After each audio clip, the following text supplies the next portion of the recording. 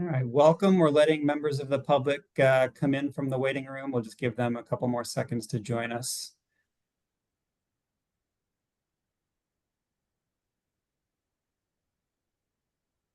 Excellent. Just a few more coming in. Looks like everybody's on board. So thank you all very much for joining the second meeting of the Infrastructure Rebuilding and Resilience Commission. I want to welcome everybody here.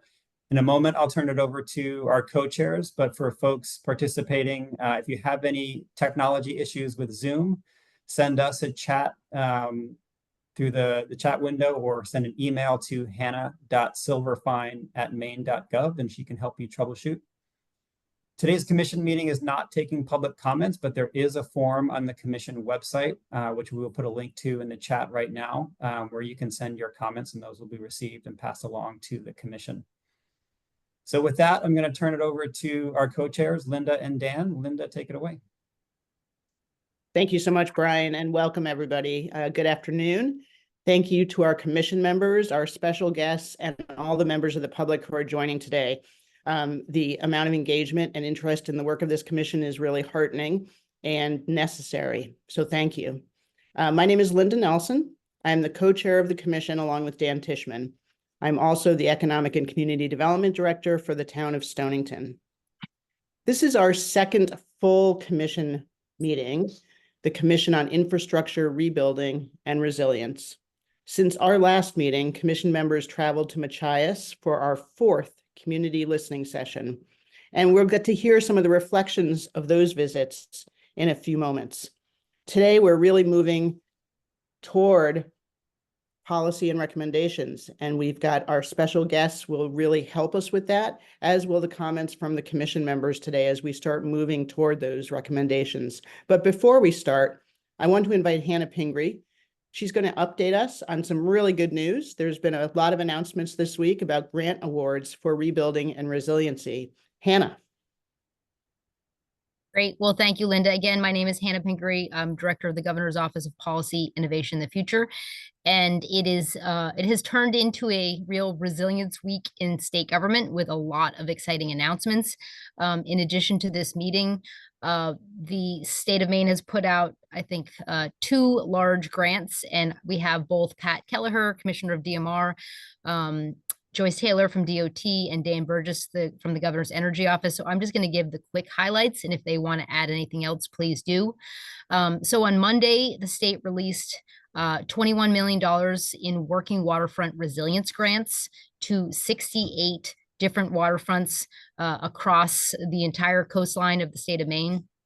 Those grants are for rebuilding working waterfronts, active working waterfronts with more than 10 commercial fishermen using them. The grants are up to $2 million. We saw lots of interest. They require match from local communities or businesses. Obviously, a ton of interest. Those grants require rebuilding working waterfronts with resilience in mind. So obviously really focused on how we recover from the January storms. But that is a big, big deal, putting $21 million out. There's a couple $1 million left in that fund, and Pat may talk a little bit more about that. We have an August 5th commission meeting planned for Rockland, where we're really going to get into the deep details of those grants and the challenges that are facing working waterfronts up and down the Maine coast. The second round of grants, and I'll let Dan mention these, are for grid resilience. I know the commission has already heard a lot about grid resilience, but we put out $6 million using federal funds to rebuild specific parts of our grid that are ailing and require resilience from lots of different types of impacts, including storm events. I will only just tease that on Friday, a very big announcement is going to happen in the state of Maine. It will be made in Portland, including the governor and federal officials. It is a huge opportunity for the state of Maine to enhance our coastal resilience. As soon as we're allowed to talk about it publicly, we will send this entire commission the overview. But I will just say it will really allow this commission to help guide the state's work. So I should say no more because the federal government will not be happy with me, but many state agencies are part of a pretty comprehensive grant that will be good news for the state. So Pat and Dan, if you have anything to add, please do. Again, I think we just want to keep this commission in the loop about state and federal resources available for our work. There is more money coming for issues like working waterfront and grid resilience. We'll keep you posted, and we hope that this commission's work can keep guiding how to best make use of state and federal funds available.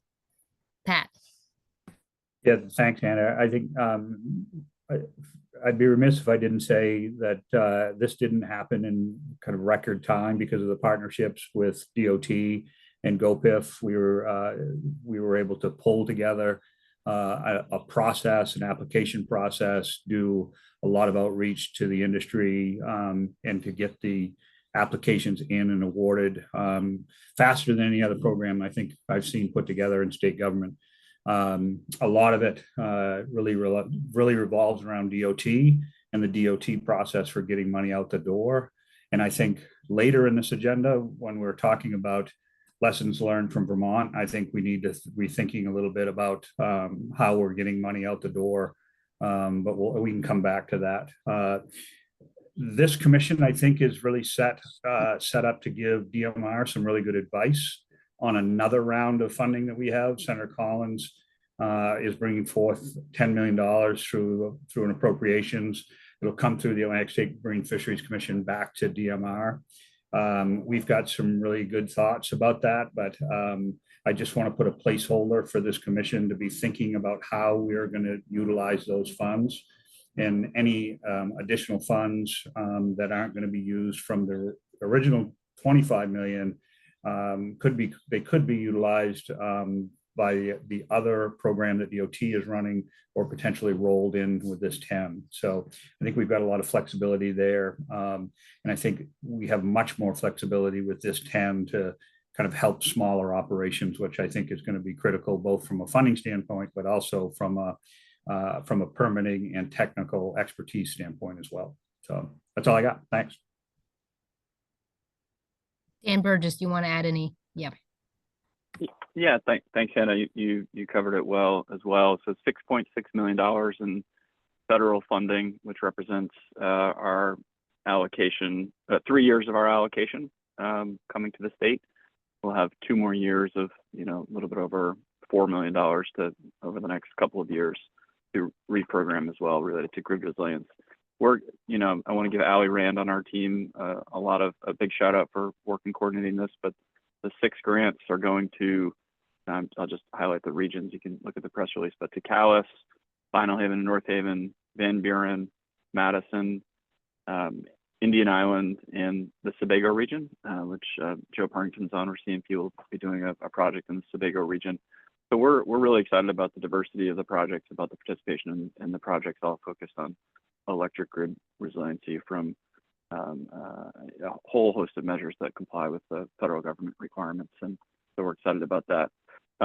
While I have the mic, I do also want to say that we continue to look at the climate change protection plans that the utilities have filed related to this, and there's upcoming sessions happening at the commission, as well as grid planning work. But exciting work on the federal government grant side.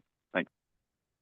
Great. So, and I just want to highlight that in September, we're planning a commission meeting on these issues related to the grid. Again, August 5th, we'll be talking about working waterfront. So lots more opportunity to talk about these things. And if I didn't say it clearly, the working waterfront awards, the 20 million, were part of 60 million allocated by the Maine legislature. Lots of folks, again, on the Zoom screen, helped to advocate for this money, put forward by the governor and agreed to by the legislature. It will be actually available on August 9th when the state budget goes into effect. So that's all I got. Thank you, Linda. Again, exciting week. Funds are certainly helpful in making all this good resilience work happen. Thank you, Hannah.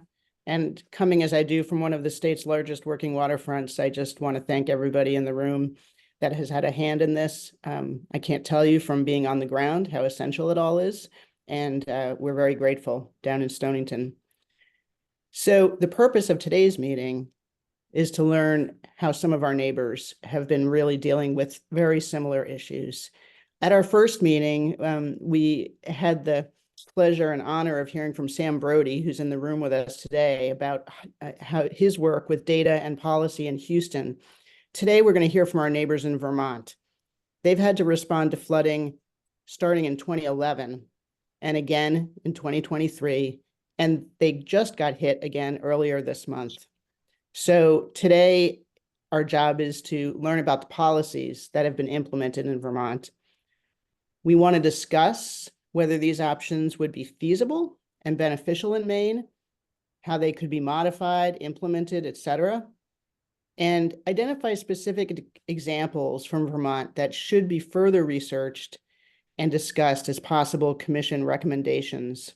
Remember that we're on a very short time frame here, and our draft recommendations are due in November. So we're trying to move us quickly toward the kind of broad recommendations and actions that we want to take. And that means we really want to hear from you all today. So in today's agenda, there are multiple opportunities to learn from our colleagues and to discuss as a group the ideas that are in front of us. Thanks, Brian, for putting the agenda up there so that everybody could see it. And what you see right there is that our main event is a presentation from Julie Moore, the Secretary of the Vermont Agency of Natural Resources, and she'll be talking to us about the lessons from Vermont. After that, we'll get members of this commission talking about just reflecting on things and what they've heard so far, and especially in response to what Julie presents from Vermont. So, but we want to begin, even before we get to Julie, we've been on 4 site visits. I've been lucky enough to be on 3 of those, and I've learned a tremendous amount. I hope that the rest of you have as well. So we really want to start with very brief reflections from several commission members on what you have so far heard from our initial meetings and community visits, so we can see what kind of learning we're taking forward. I'm going to turn it over now to my co-chair, Dan Tishman. Dan? Thanks, Linda. And again, welcome to all of our commission members and panelists. So there's been a lot of work that's happened in the last few months. And it's been really great and eye-opening for me. Over the last several weeks, many of us have had the opportunity to hear from communities across the state about some of their ideas about how we could do things better, how they could become better prepared for the storms of the future, and what needs to be done for them. Some of the themes that resonated for me and have started to form my kind of opinions about perhaps where our recommendations are going to head are around some major theme areas. And I just want to reflect, because I'm hoping that over the course of the next several weeks, all of the commission members can sort of start developing their own themes that they think are critical, so we can sit down and kind of toss them all around and come to a common consensus. But for me, the major topics that I've been hearing about from both our site visits and also just a lot of people I've been talking with since the commission was formed are first capacity and resources. Everyone needs more capacity. That resources in the in the small towns along the coast and in inland Maine are really constrained. In some situations, we're dealing with communities that geographically are very large and have just a volunteer citizen government with no capacity other than what resources they get from the state. Secondly, I've been hearing consistently about streamline our bureaucracy. A lot of the issues relate to the working waterfront or relate to the reconstruction of roads or dams or grid require multiple layers of approvals from a very dispersed statewide infrastructure. And we've all heard frustration around that regard. There's a deep desire to think about communication, the communication flow from both the local communities who are suffering, the state government who has resources, and the federal government. And there's a lack of real understanding of how those things work.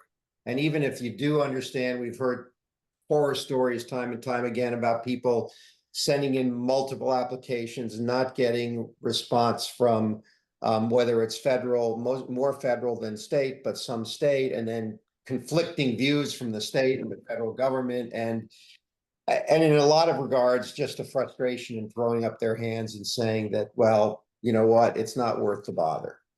And then the last thing is sort of the sort of a new generation of common sense policy solutions around this ever accelerating threat of worse and worse storms and more damage. So these are just the kind of the large ideas that have surfaced to me. I'm sure all the commissioners have their own things that have sort of stimulated ideas, and I hope that starting today we can start to hear from each one of us about where we think the priority areas are.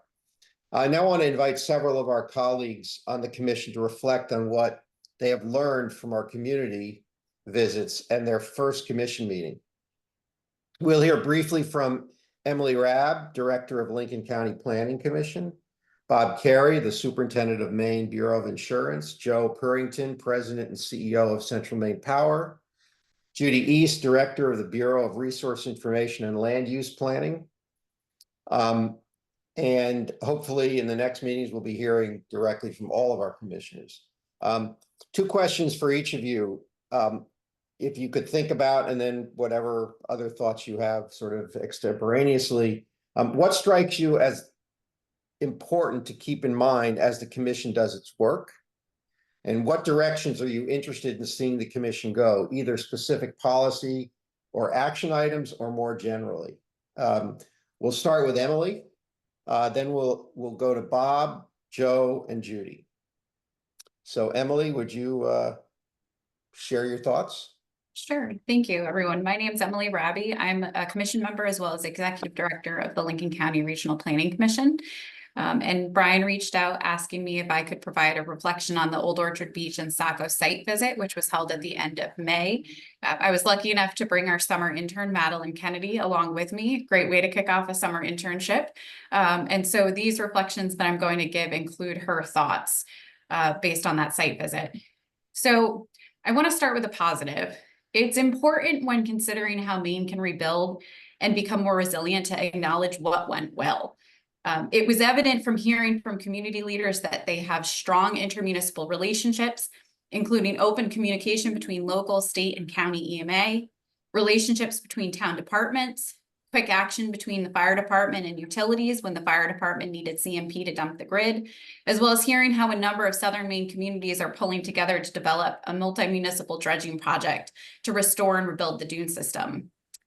These channels of communication are essential, and I think this commission needs to think about how community partnership and community building with state, local, and county agencies, other infrastructure entities like DOT and utilities, as that needs to continue in order for us to be successful for future storm events, as well as for the implementation of any recommendations made by this commission.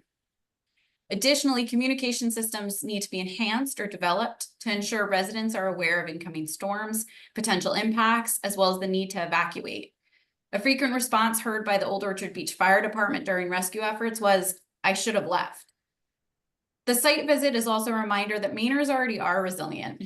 An example of this was Chief Gilboy of the Old Orchard Beach Fire Department telling the story of stepping off the public works loader into water that went over his head and chuckling while retelling the story, as well as of his crews standing waist deep in frigid water putting out basement fires.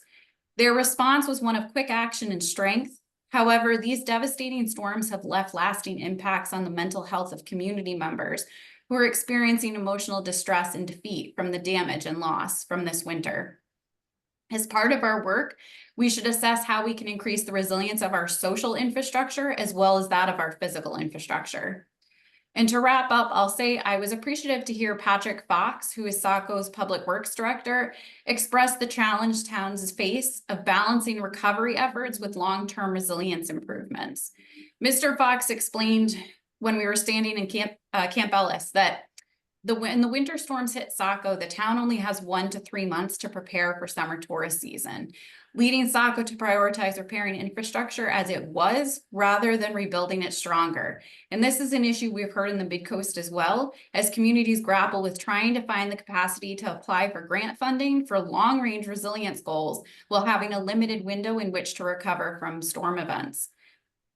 Municipal and tribal governments experienced a figurative perfect storm this winter. On top of normal operational duties, it was budget season, town meeting prep, and then their to-do list grew to include submit a damage report, figure out road and infrastructure repairs, connect with FEMA, get the word out to residents about recovery resources, apply for a community action grant, submit for a coastal communities grant, apply to the Infrastructure Adaptation Fund. The list goes on. Now, I can say with 100% certainty, municipalities are incredibly appreciative of the funding opportunities that have been swiftly granted by the state. And this commission should take it a step further by looking at the mental load municipal and tribal leaders, as well as volunteer committees in smaller towns, are carrying when it comes to recovery efforts and long-term planning solutions.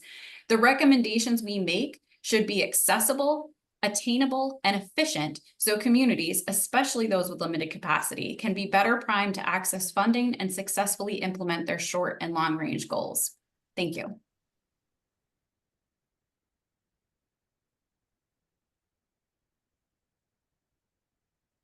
Thanks, Emily. I Bob, you're up next. think I'm next. Yeah, so thanks very much, Dan. I couldn't agree any more with Emily's comments. I am very impressed by the local leadership and the local officials and their commitment to their communities. I mean, they are overpaid, I can assure you of that, but for all of the money that they get, they do 10 times more work than what they're getting paid. So it's just really, really impressive. I was lucky enough to be in Old Orchard and in Machias, and it was really just a eye-opener in terms of the commitment that these people have to their community and to the residents in the community. A couple of other things I just wanted to mention. One is the scale of the challenge is massive, and I think it's easy to just sort of focus on your own community and not realize that it's as widespread as it really is. I live in East Boothbay. It was heavily damaged by the storms, but it's just a pimple on the grand scale of damage and work that needs to be done. A couple of other thoughts. The cost is so daunting. I think it was the town manager of Kennebunk or Kennebunkport mentioned that raising 1 mile of road would cost $3 million. And I thought, well, the state just appropriated $60 million, so we could do 20 miles of road, and that would be the end of the $60 million that the state provided. So it just we've got to be a way to figure out that we can't spend our way out of this problem, that it's bigger than just the finances. The second is that the storms and weather, they don't respect municipal boundaries. So we need to think about this from a regional approach at minimum, if not a statewide approach. But the needs of communities in Rumford and Jay and those along the Androscoggin differ from in Hallowell and Gardner, where I sit today, that were heavily damaged by the floods in January. They'll be different than the needs for East Boothbay and Boothbay Harbor and Edgecombe, where I live. And they'll be different than the needs of Machias and Machiasport.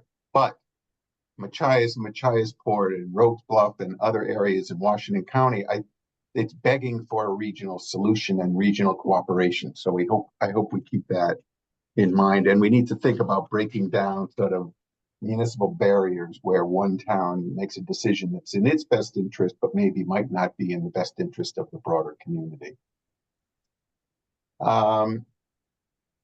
I guess a couple of final points.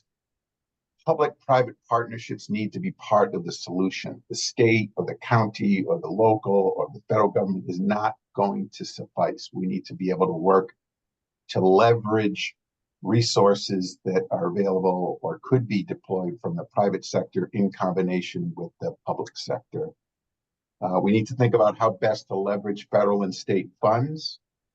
And we also need to think about breaking down silos in terms of, you have a DOT grant, and you might have a DMR grant, and you might have a DEP grant. And it's difficult, to Emily's point, to think that municipal or county officials are going to be able to apply for each one of these grants individually. It's a daunting task to provide, to apply for one, let alone 3 or 4. So as a group, I hope we think about ways in which we can collaborate across state agencies and also collaborate between the state and the county and the municipal governments.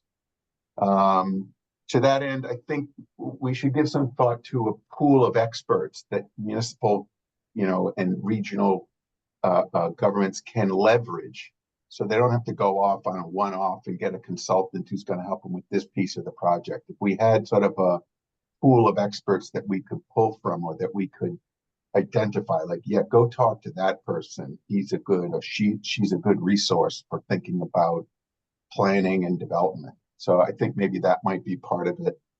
And I guess my final thought is Helen's blueberry pie is literally the best blueberry pie I've ever had in my entire life.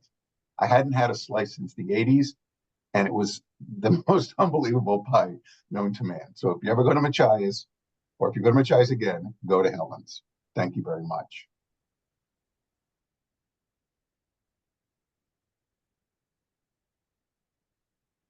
Joe?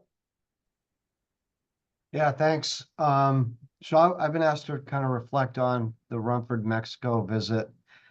And, I start off by, I think all of this has been very sobering. It's hard to imagine that you're standing in a ball field and the water is a foot above your head, especially in those areas, and the importance of those areas to the communities.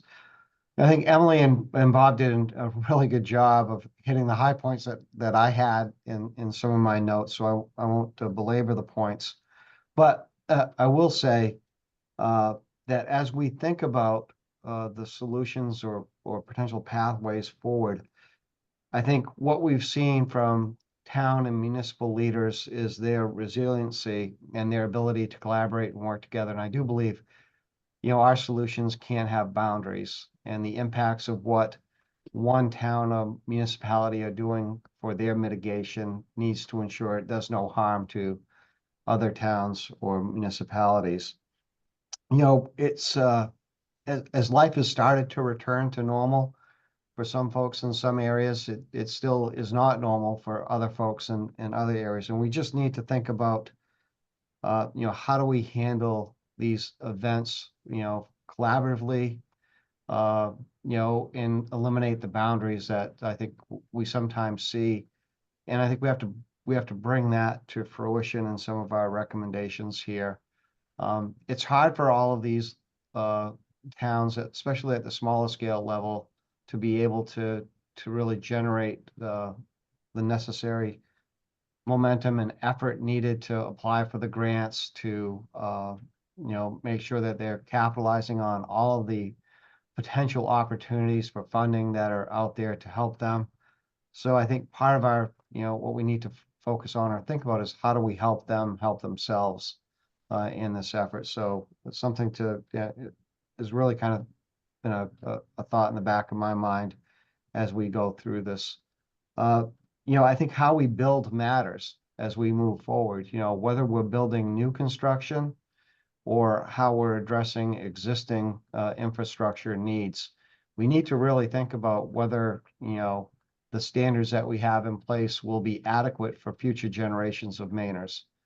I think about the grid, and I know as we rebuild the grid, it's not, we don't put up the same size pole or the same size conductor, but it's the word of the day, I think, is massive.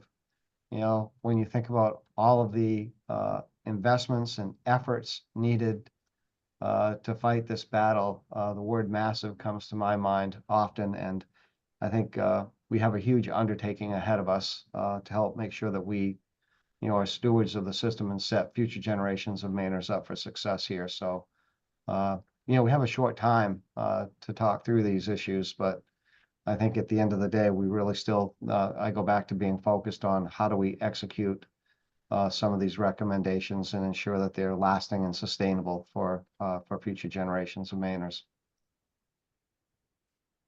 Thanks, Dan. Thanks, Joe. And Judy?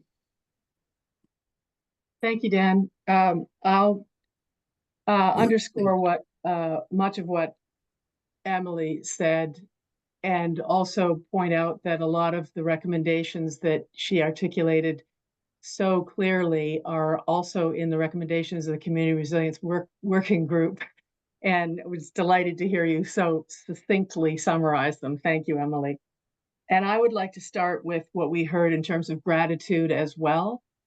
In Rumford, the meeting started very clearly and enthusiastically with thanks to DEP for how quickly they responded to the contamination from fuel tanks leaking in people's basements. And that was very well received throughout the community. And in Machias, there was gratitude to Maine DOT for very quickly responding to the breaks in the Down East Sunrise Trail, which is a significant economic driver for the town. And it was just really nice to hear that kind of gratitude and that things work. You know, we talk about the need for state coordination, and it's necessary, but it does work at times, and it's noticed when it does. I also said in my notes a lot of the things that have already been said, so I'll just mention that I heard from municipal officials in Washington County what I had never heard in the 17 years that I worked there, and that was that everything's changed. This is a whole new and different ball game, and that we're not afraid to say climate change anymore. Maybe some are, but that there was a recognition from the local officials and from the people who they helped out that was just the eye-opening recognition that we're dealing with a completely different set of circumstances now, and it's continuing to change. The term that Michael Shoppy used called banding of rainstorms, 6 inches of rain in 4 hours, was also something that was described in J, where someone was barbecuing 3 miles away in the sunshine, wondering, getting a phone call, what do you mean there's a disaster? There's nothing happening here. And so the localized intensity of storms is being echoed. Stream beds that are in locations now that are changed from where they've been for the entire lifetime of a person who's in their 60s. So I think in terms of going to sort of policy and action, I think we do need to recognize the stress on local officials in terms of time, money, and uncertainty. We've talked about capacity already, and I started getting down into the nitty-gritty of, you know, what are the things that we should actually help with. They're saying salt budgets have doubled. Their labor costs have doubled. There's a training need essentially to be ready for anything. And I don't like to use the term a new normal. And I'm not. But if there is a new normal, it's expect extremes of one kind or another. And the support for community conversations that with communities who are ready to have them, I think has come out loud and clear. And that we're upgrading across Maine 19th century infrastructure to a 21st century reality that is still changing. And a lot of that, from what I'm hearing, has to do with dampening hydrologic extremes and providing for storage and release later. It's expensive. Maybe there are some ways to do it with nature-based solutions, but there's no way around it being expensive. One follow-up from the Rumford visit that I'll end on, we have a meeting set up September 9th with our new state geologist, Ryan Gordon, who just became the state geologist on Monday. He's a hydrogeologist, and we're meeting with the Maine DOT to look at hydrologic models for inland flooding. We've done some research on the state of what other states are doing and learning about this. And what I've learned, because I've been asking this question for over 10 years, is whether we can model these extremes. And I've found out that what I want and what's possible are far apart. But still, it's worth examining further, and that's what we're going to start to do between Maine DOT and Maine Geological Survey. Thanks.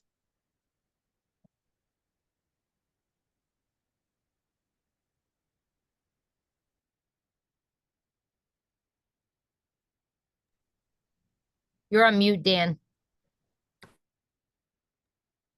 Sorry. Thanks for your remarks, everybody. Very thoughtful and important comments that we will find time to expand upon. Just a few final thoughts that I had as a result of that, and then I'm going to turn it back to Linda. It's really great to hear how committed at all levels of town government that our state has. You know, we acknowledge that we're a poor state. We don't have the resources. The comparison Judy just made between having a 19th century infrastructure in the 21st century is, you know, that kind of really hits home, and I think we all see it driving to wherever we drive to each day. It also strikes me that we're at a point in time when we have a little bit of a, you know, we have there's a sense of urgency to complete our work. I had this conversation with Hannah yesterday, and that's that we are now starting to deploy a lot of capital, and it would be a shame if this capital is really used up to maintain the status quo, and we turn around, you know, a year from now after another catastrophic storm and realize that the $60 million that has just been awarded out to multiple recipients has sort of, you know, ironically washed out to sea or washed down the river. That's I bet if we had the data, that's a cycle that's been going on for many, many years, and perhaps there's been, you know, millions and millions and millions of dollars that have just been washed away because they weren't, you know, they weren't deployed with consideration of the things that we're trying to do. So I think it's incumbent upon us to start, you know, making sure that whatever dollars the state of Maine spends towards resiliency actually gets deployed in that kind of a way. Linda, I'm going to turn it back to you to introduce and start the conversation with Julie Moore. Thank you, Dan. And I want to add my thanks to Emily, Bob, Joe, and Judy. Really important reflections. And I think it was Bob that said, you know, these issues are so large, we can't spend our way out of them. And sometimes it seems like money is the most difficult thing to get and the thing that's lacking. What I'm really hearing so much of, and this is definitely my own bias, and you heard me talk about it at our first site visit in Stonington, you know, our human infrastructure is an important piece of our infrastructure. And Emily especially talked really about the social impact of this, and I really appreciated that, Emily. And some of these seemingly, quote, softer issues are a little bit vaguer and might even be more difficult to solve than some of the hard infrastructure issues. So when we think about the stress of the granting programs, the stress of the solutions programs, the lack of capacity, of human capacity, you know, what types of infrastructure solutions do we have for those that are actionable? And so that's really where my mind goes after hearing some of you speak today. So we're really fortunate now to have Julie Moore. She is the Secretary of Vermont's Agency of Natural Resources. Julie presented to the Maine Climate Council in January at an emergency meeting that I was at. The information she presented to me was at that point pretty mind-boggling in terms of hydrology and the steps needed from a policy perspective to address the different types of hydrology that we're all experiencing. So we've asked her to come back today and to do a deeper policy dive with us, including major flood safety legislation that they just passed this spring. Julie's going to present for about 20 minutes, and then we'll have another 25 for Q&A and discussion. So this is really where the rubber hits the road for us as commission members. And as an expectations reminder, we will be completed today by 4 o'clock. So Julie, welcome. Thank you. I know Vermont had damaging flooding again earlier this month. I've got friends and family in Vermont who just were pulling out their tractors and their excavators again. So thank you so much for taking the time to be with us today. We're looking forward to what you have to tell us. Julie. Thank you. Thank you for having me. It's a pleasure to be here with all of you today. I am joined by my colleague, Rob Evans, who is the program manager of our river management team, and has deep technical expertise in much of what I'm going to talk about. And so we'll be available to all of you as a resource when we reach the question and answer portion of the agenda. I'm going to start by sharing my screen. Have just a few slides to take us through. Hopefully, let's see. I'm trying to make it go full screen. Is it full screen now for everyone? Great. So I thought I could start with just a few facts and figures about Vermont, and then really get into some of the ways we are approaching adaptation, including key tools that we have right now, key tools the legislature has asked us to develop, and what I see as next steps. And there are a handful of pictures throughout the presentation, largely from last July's flood. Ironically, Vermont did have significant flooding on the exact same day, July 10th, again this year, that we are just in the early stages of recovering from. So for perspective, Vermont is considerably smaller than the state of Maine. We're about 1/4 of your size. There are about 650,000 people who live in Vermont.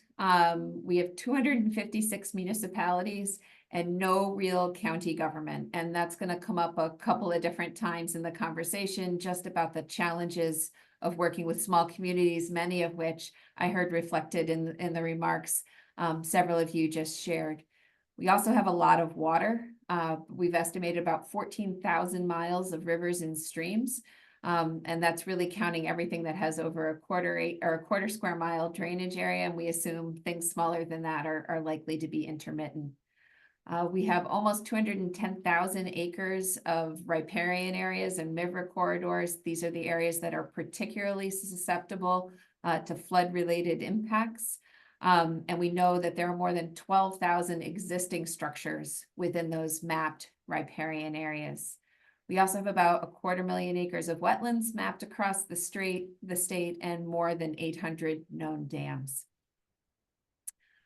Vermont has certainly seen its fair share, if not more than its fair share, of federally declared disasters. Over the last 30 or so years, we are now at, I believe, 43 federally declared disasters, up from when I last used this slide. Most of them are related to the severe storms and flooding. The hand-drawn map on the left-hand side of the screen just gives an extent of each of those federally related disaster declarations. So you can see, for example, in 2019, flooding was very widespread, while in 2004, it was fairly localized. I just think it's a striking graphic in that it indicates or suggests that every area of Vermont at some point in the last 30 years has been impacted by one or more flood events. So our approach to adaptation really has sort of two key components to it. One is focused on that fast, effective response and early recovery. And then the second is thinking about long-term resilience. I'm going to talk about a few different tools we have in that fast, effective response, and then spend most of my time talking more about building long-term resilience. The graphic that's shown on the screen is sort of how we think about the landscape, the idea that we're trying to protect undeveloped areas along our river corridors to give our rivers room to move and come out of their banks and flood without impacting infrastructure and the built environment. But at the same time, recognizing we have a history of creating some pretty vulnerable settlement patterns in Vermont. Many of our largest communities are nestled snugly in our river valleys. And so looking at strategies that allow us to be responsive to that and protect buildings and people and facilities that can't be relocated. But then also be forward-looking and plan our new development for areas that are up and away from harm's way. So I wanted to start with a little bit about VT Warn. Warn is the Water Wastewater Agency Response Network, and every state has one, including Maine. I don't know how active yours is, but ours was fairly inactive as recently as 2020 and has really been an invaluable tool in the response to both last year's and this year's flood, in that it allows water and wastewater systems to receive and provide mutual aid and assistance. And when we have a bunch of water and wastewater systems that have one or two public works officials, the ability to lean on neighboring communities and bring in much needed capacity has been an unbelievable gift. In addition, using a grant we received from the Centers for Disease Control during the COVID pandemic, we were able to purchase some equipment that's owned and loaned by Vermont Warn. Vermont Warn is co-chaired by the Department of Environmental Conservation, which is part of the Agency of Natural Resources, and the Vermont Rural Water Association. But in addition, Vermont Warn facilitates municipality to municipality lending and borrowing of equipment. So during recent emergencies, some things are still out right now, everything from pumps and generators to sweet sweepers and dehumidifiers has been moved from community to community, meaning we avoid supply chain issues and how we're going to pay for it issues, and frankly, liability issues by relying on some standard templates.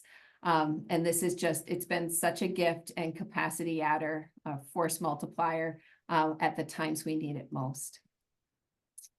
Some of the other key tools and approaches I want to talk about today, I sort of lumped into four big bullets or buckets. One is thinking about state programs and funding and incentives. Next are some of our tools around mitigation, restoration, and conservation. Certainly, we have some land use planning and regulatory tools, and then how we are actually looking for and helping prioritize vulnerabilities. I'm going to highlight 6 of these initiatives, which feel particularly relevant, but encourage you to ask about any of them if there are things on here that pique your interest. Starting with the Municipal Technical Assistance Program, or MTAP. MTAP actually found its origins 2 years ago, prior to any of the floods, as we observed many of our smaller rural communities having incredible challenges taking advantage of the federal funding that was flowing into Vermont. That the vast majority of applications we were seeing for bipartisan infrastructure law dollars or American Recovery Plan Act dollars were going into our largest communities, who often had dedicated staff.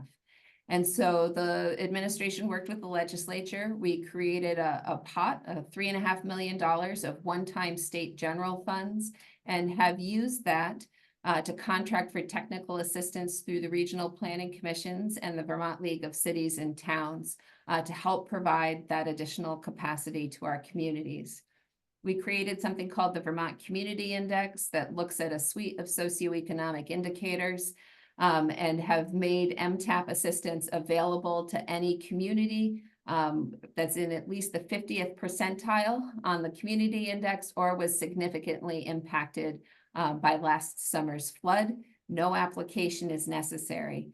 And through MTAP, we are able to provide assistance preparing applications for FEMA funds or other grant opportunities, providing project management support to ensure implementation, and then also doing some capacity building work within communities. And we've supported water and sewer projects, housing projects, recovery projects, climate change projects, and economic development projects using this MTAP assistance program. It has been a real game changer in terms of the interest I think many of our smallest communities have been able to pursue in some of these funding initiatives and in ensuring they get what they're due from FEMA. Next, I'll talk a little bit about the Emergency Relief and Assistance Fund. And what this is a dedicated pot of money where the state increases the match we provide when there is a federally declared disaster for public assistance awards. And essentially, public assistance costs generally are reimbursed from FEMA at 75%. Vermont across the board contributes an additional 7.5% to those costs for all communities. So bringing down that cost share to just over 17%. But if communities voluntarily adopt additional mitigation measures in their local zoning and bylaws, they can further reduce that local cost share. So by agreeing to participate in the National Flood Insurance Program, adopting town road and bridge standards that I'll talk a little bit about more in a minute, having a local emergency management plan and a FEMA approved local hazard mitigation plan, it drops that local cost share from 12.5% or from 17.5% to 12.5%. And then we have also created an additional incentive for communities that are willing to protect flood hazard or river corridor areas in their bylaws. They receive an additional 5%, meaning that their cost share following a federally declared disaster is just 7.5%. I have a small table that just gives a sense for what that means if a community sustained $1 million worth of damage. And the feedback we have had from communities that have adopted the full complement of ERAF measures is that this adopting them essentially pays for itself in one bad flood as a result of the significant reduction in the municipal share.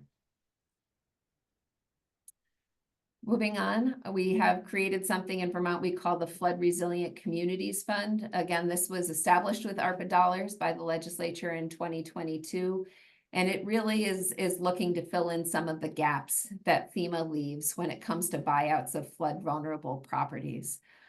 Particularly, we've had several businesses that are ineligible for FEMA buyouts, ineligible for mitigation dollars, and this helps us address areas where we are seeing repetitive loss. Because it was ARPA, there was a requirement to connect it not just to resilience, but to improving water quality. And I think we came up with some fairly innovative ways to make those connections where it's not just straight water chemistry, but looking at floodplain storage, river channel protection, as well as improving the filtration of floodwaters. Applicants can apply for up to 100% of project costs, and through this funding stream, we've been able to do some targeted home buyouts. We've purchased vacant lots. We've restored some floodplain access, had some dam removal projects that were focused on reducing flood risk, as well as a myriad of other choices. This program has been wildly successful, is oversubscribed. One of the challenges, I think, has been ensuring that people use FEMA dollar first through the Hazard Mitigation Grant Program. State dollars are obviously administratively far simpler than FEMA dollars. And so trying to make sure that we're using this as a gap filler and not a substitute for what Vermont is eligible for through FEMA. Town road and bridge standards is something that's been in place in Vermont since I think 2010. And it is intended to be a set of practical and cost-effective best management practices. Things like road crowning, ditch shaping, and culvert sizing for intermittent streams. It was initially put in place as part of a larger set of commitments Vermont made to the Environmental Protection Agency to resolve some polluted water body concerns, but has also shown to pay real dividends when it comes to helping our town road and bridges become more resilient. Municipalities that adopt codes and standards get a small bonus in the state funding for any roadway and structure grants they might receive. But perhaps more important is the implications it has following a declared disaster. A combination of our stream alteration general permit and the town road and bridge standards allowed us to reach an agreement, and I think remains a novel agreement with FEMA, where public assistance, as long as we're holding ourselves to these standards on sunny days, will support replacing destroyed structures with ones that meet current standards following a declared disaster event. This has really helped us move forward, I would say, leaps and bounds over the 10 years that elapsed between Tropical Storm Irene and the flooding we saw last summer, as we are making that steady, consistent progress in replacing bridges and culverts and improving our roads in a manner to make them more resilient. We are in the early stages of creating statewide floodplain standards. In the introduction, it was mentioned that there was a significant piece of flood safety legislation passed just this past session. This was included as part of it, and the legislature has directed ANR to establish a statewide flood hazard area standard rule that it will need to be adopted by any town participating in the NFIP.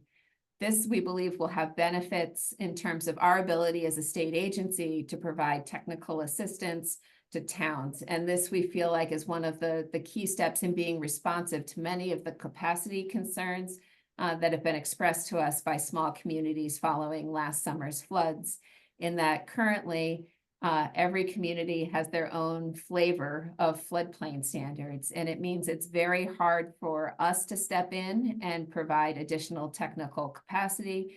It also means the kind of mutual aid arrangement that exists through V-Team Warren isn't possible here, because it's not as easy as asking a floodplain administrator from an adjoining community to step in and help in a flood-impacted community. Part of that same piece of legislation is also moving us towards river corridor regulation. So up until now, we have had model river corridor regulations available to towns to voluntarily adopt. There are reasons or carrots we have put out there to encourage that adoption, most notably that higher level of cost share under ERAF. But legislation passed this past session requires us to stand up a statewide river corridor permitting program that will effectively prohibit development in those 210,000 acres in the mapped river corridors without a permit from the agency. This is really focused on our larger rivers and streams, and it's going to have a significant effect. I noted previously there are over 12,000 existing structures. It's not intended to remove them, but as they are modified, we will be looking to improve them. And we know that there are 30,000 or so unimproved parcels that will also be impacted by this change in regulation. The legislature established really aggressive timelines for doing this work, having us have the rules adopted by January of 2027, with the permitting going into place in 2028.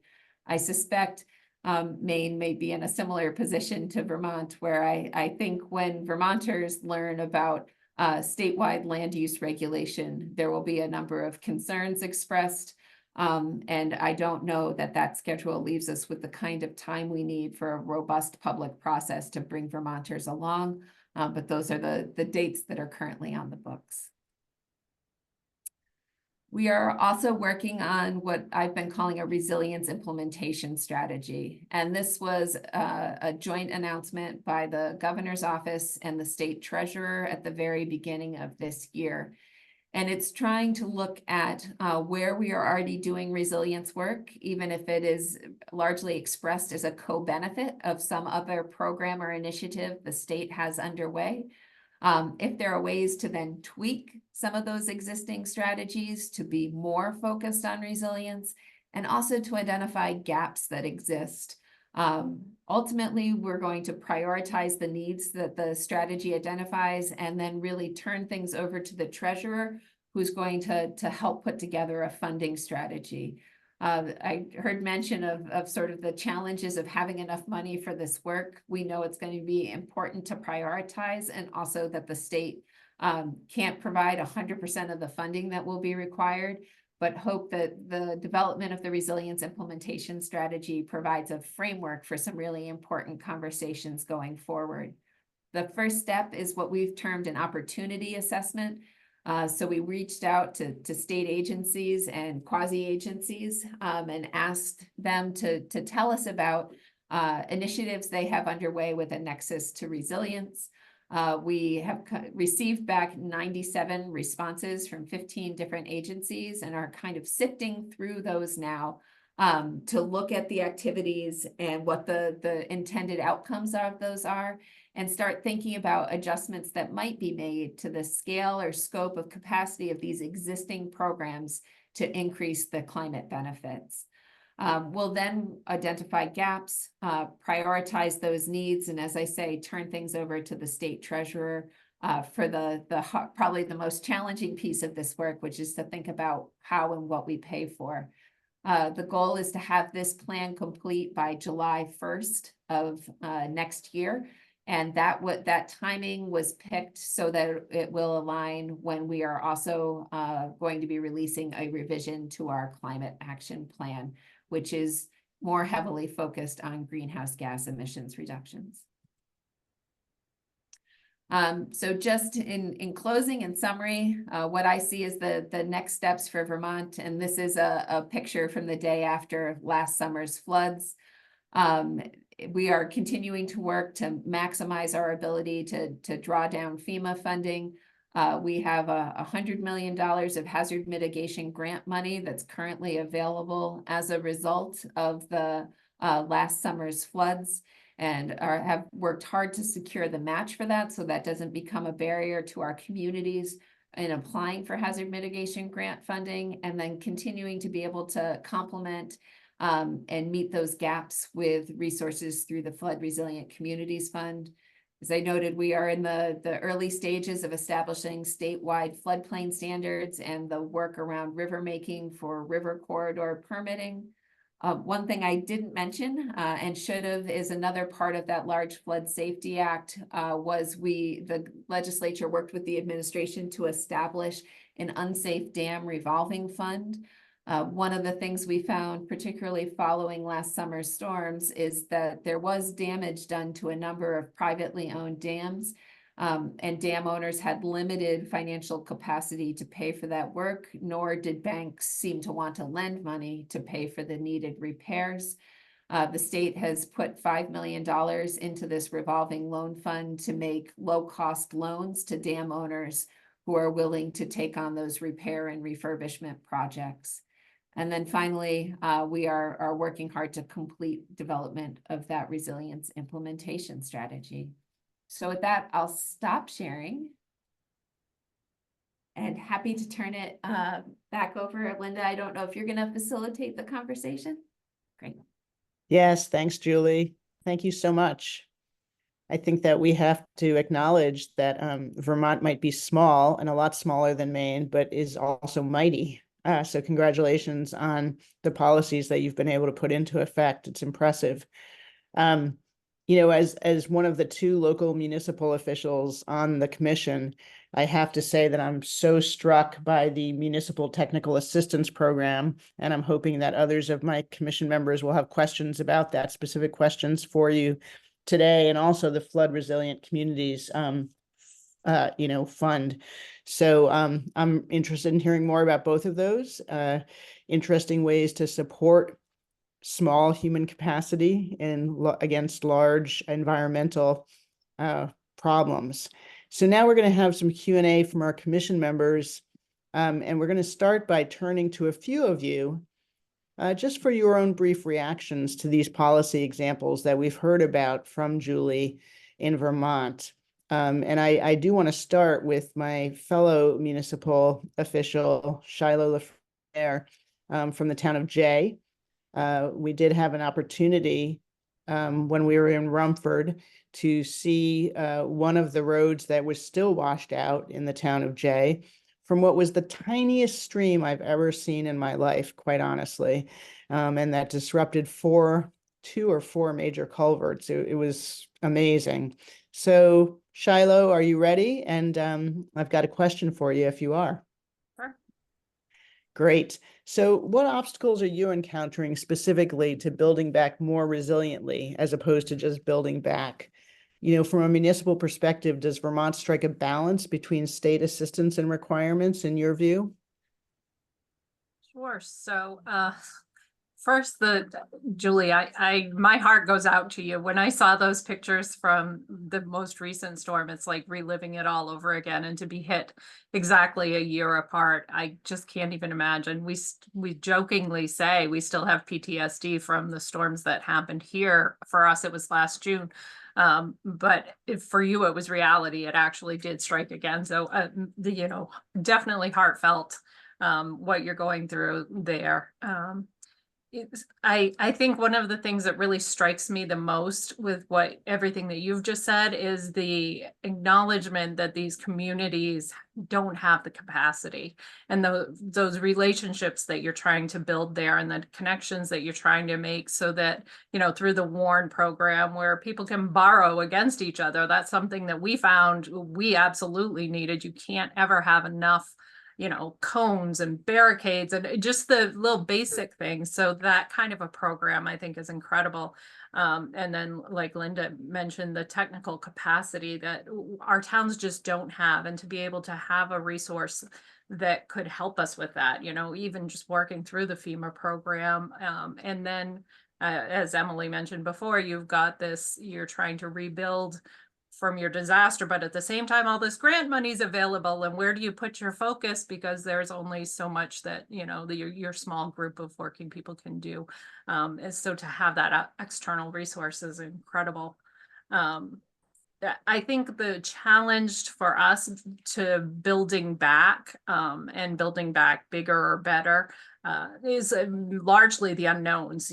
How do you get this through the FEMA process? Will FEMA approve it? How do you go through an engineer? How do you get that all modeled and done in a time frame where you're putting stuff back so people can start using it again? But at the same time, if you're looking at doing mitigation, you have to have everything else in line. So those unknowns of what should we be doing and how should we be doing it. We've had a couple of experiences where if we actually went through the whole process, the town would have been upside down with what we owed versus what FEMA was willing to pay. So you go through that once and it makes you trigger shy after that to do a project like that. So that's one of our biggest, I think, hurdles.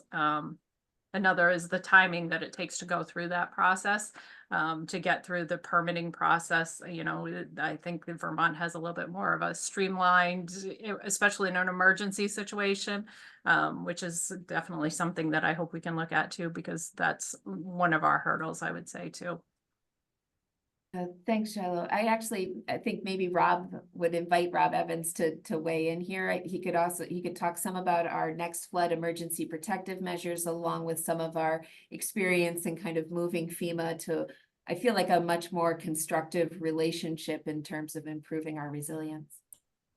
Yeah, thanks, Julie. And again, my name's Rob Evans, and I manage the Rivers program in our watershed management division.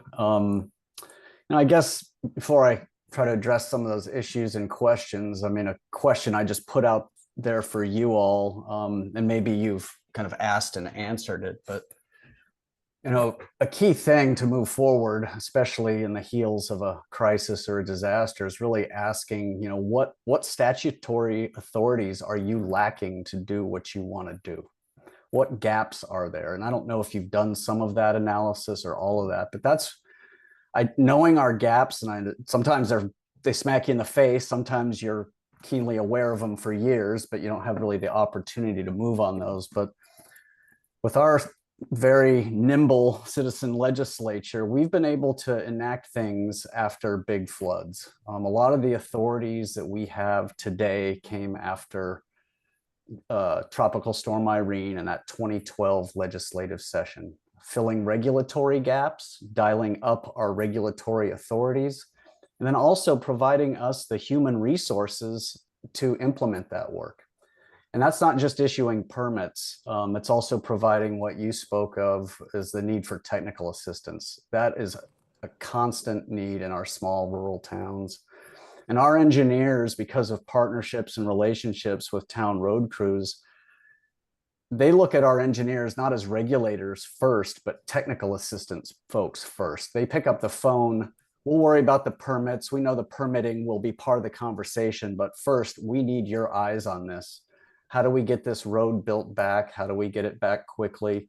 And then, as you said, the challenge is understanding, the real complexity and difficulty of FEMA programs and requirements. How do you maximize that funding?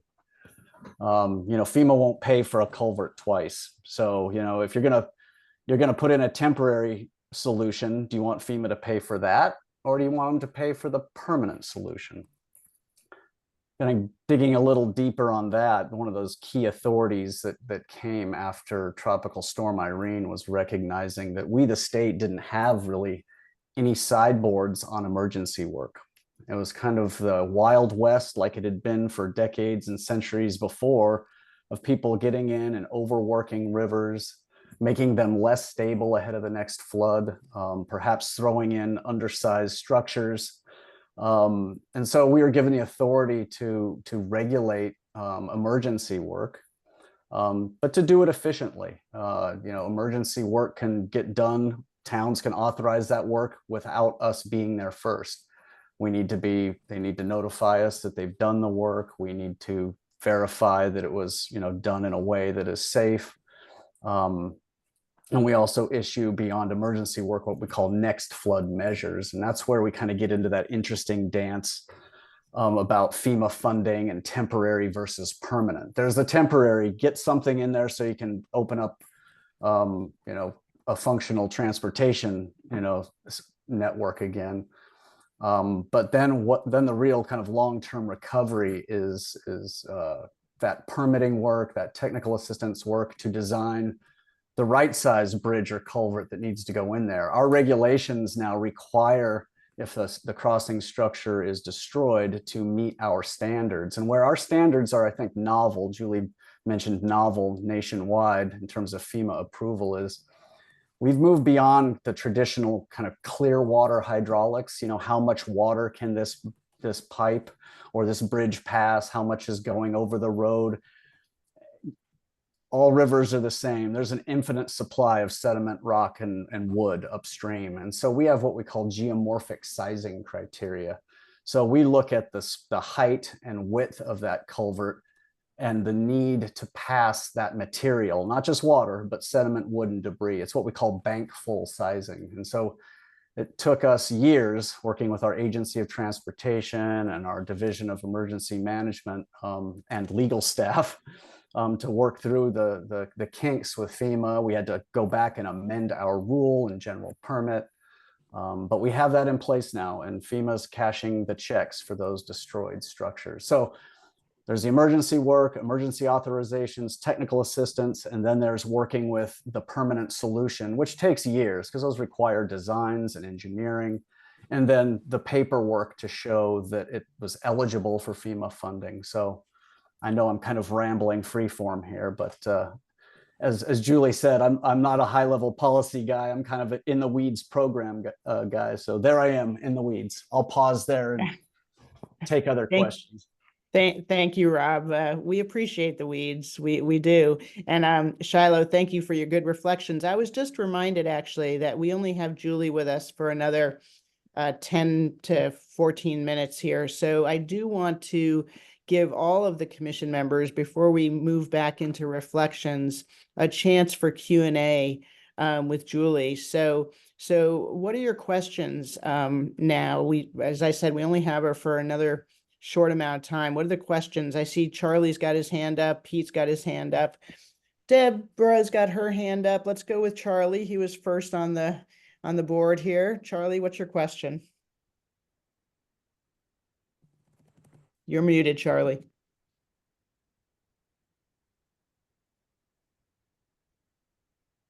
For the presentation, my brother's in Plainfield trying to drive 20 miles out of his way to get home. About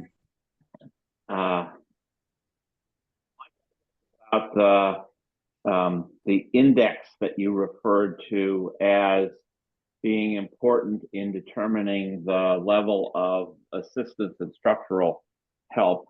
Could you tell me more about what that index is and how it was calculated, or how it's yeah, I'm interested in what it measures and how it's calculated. Sure, I can follow up. Maybe Brian, I can send you not only the presentation, but some related links that you can distribute. But in general, it's a suite of socioeconomic indicators. So it's looking at median household income in these communities, whether they've been gaining or losing population. I think just population numbers in general. It was intended to help us really ensure that the resources are meeting are being directed towards the communities that have the least capacity to do the work themselves. Changes in the grand list over time. So it's a set of measures, but I'm happy to send a link to that, and you can dig into how we calculated it. Great, thanks for that question, Charlie. Pete. Yeah, Julie, thanks. And this might be too early of a question to ask, but I think the first part might be applicable. I'm wondering, like, what metrics you guys have established to see or to follow and track the success of your different programs, including like your corridor mapping, which you didn't really get a chance to talk about. And then at this point, like given the 2024 flood, I know it was only a couple of weeks ago, or actually, yeah, like last week, no, 2 weeks ago. Are you able to gauge the efficacy of some of those different programs at this point, or is it still in flux? Thanks. I mean, I think anecdotally we are able to gauge, and it's maybe less dramatic from 23 to 24 and more dramatic from 2011 when Tropical Storm Irene really wrought widespread devastation to Vermont and these flood events. We're able to look at the impact to road and bridge infrastructure as probably our biggest indicator, and see some really affirming things in terms of structures that were replaced following Tropical Storm Irene that meet those bank full standards that Rob spoke to, withstood these flood events far better than structures that were sized using kind of our prior approach. We lost, I think, less than 5 structures in last summer's flood. I believe there were 8. These are state-owned structures, 8 state-owned structures in this summer's flood.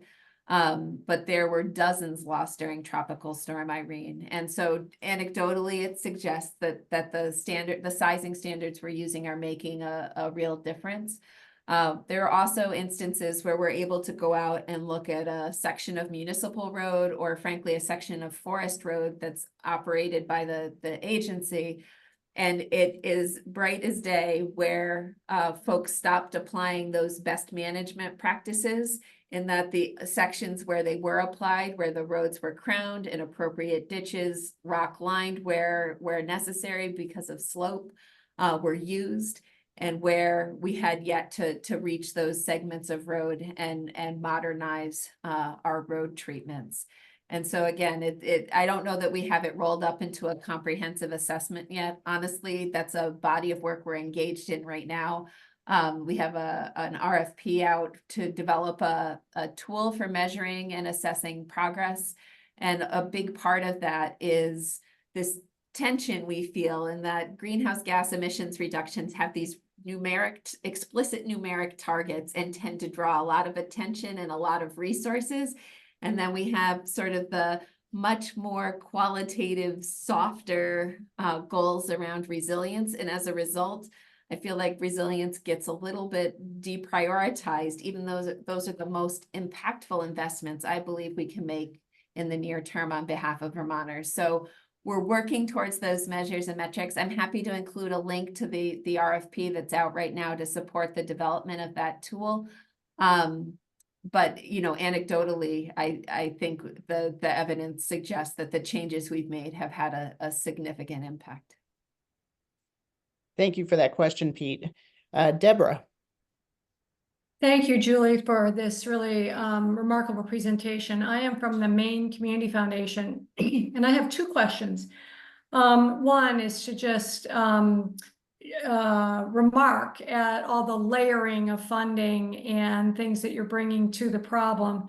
And I just wondered if there was any explicit inclusion of philanthropy, either the dollars or its ability to convene people or whatever else that may be. Just wondered if there was anything. And then I have one other question. Yeah, that's a great question. The Vermont Community Foundation has been an incredible partner in this recovery work. We have established a fund with them for philanthropic giving. I believe in talking to someone with the organization just last week, they've had almost 9,000 unique donations to their Community Resilience Fund. A lot of those dollars have, again, been targeted at filling gaps. Business community gaps, maybe first and foremost, in that our downtowns and village centers where businesses were hard hit really didn't qualify for a lot of funding through FEMA. They qualify for Small Business Administration loans, but loans may not cut it depending on the financial circumstances. And then also sort of looking for ways to meet unmet needs in sort of the most flood impacted communities. So that is an important component to this. We have state resources, local resources, federal resources, but those philanthropic dollars have been essential in addressing some of those gaps. Great, and then thank you for that. That's really helpful.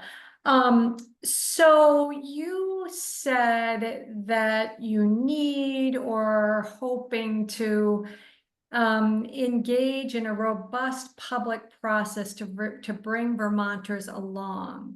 Just wondered what that meant. Is that something we need to certainly keep in mind as we're thinking about all these solutions? Just wondered what that meant.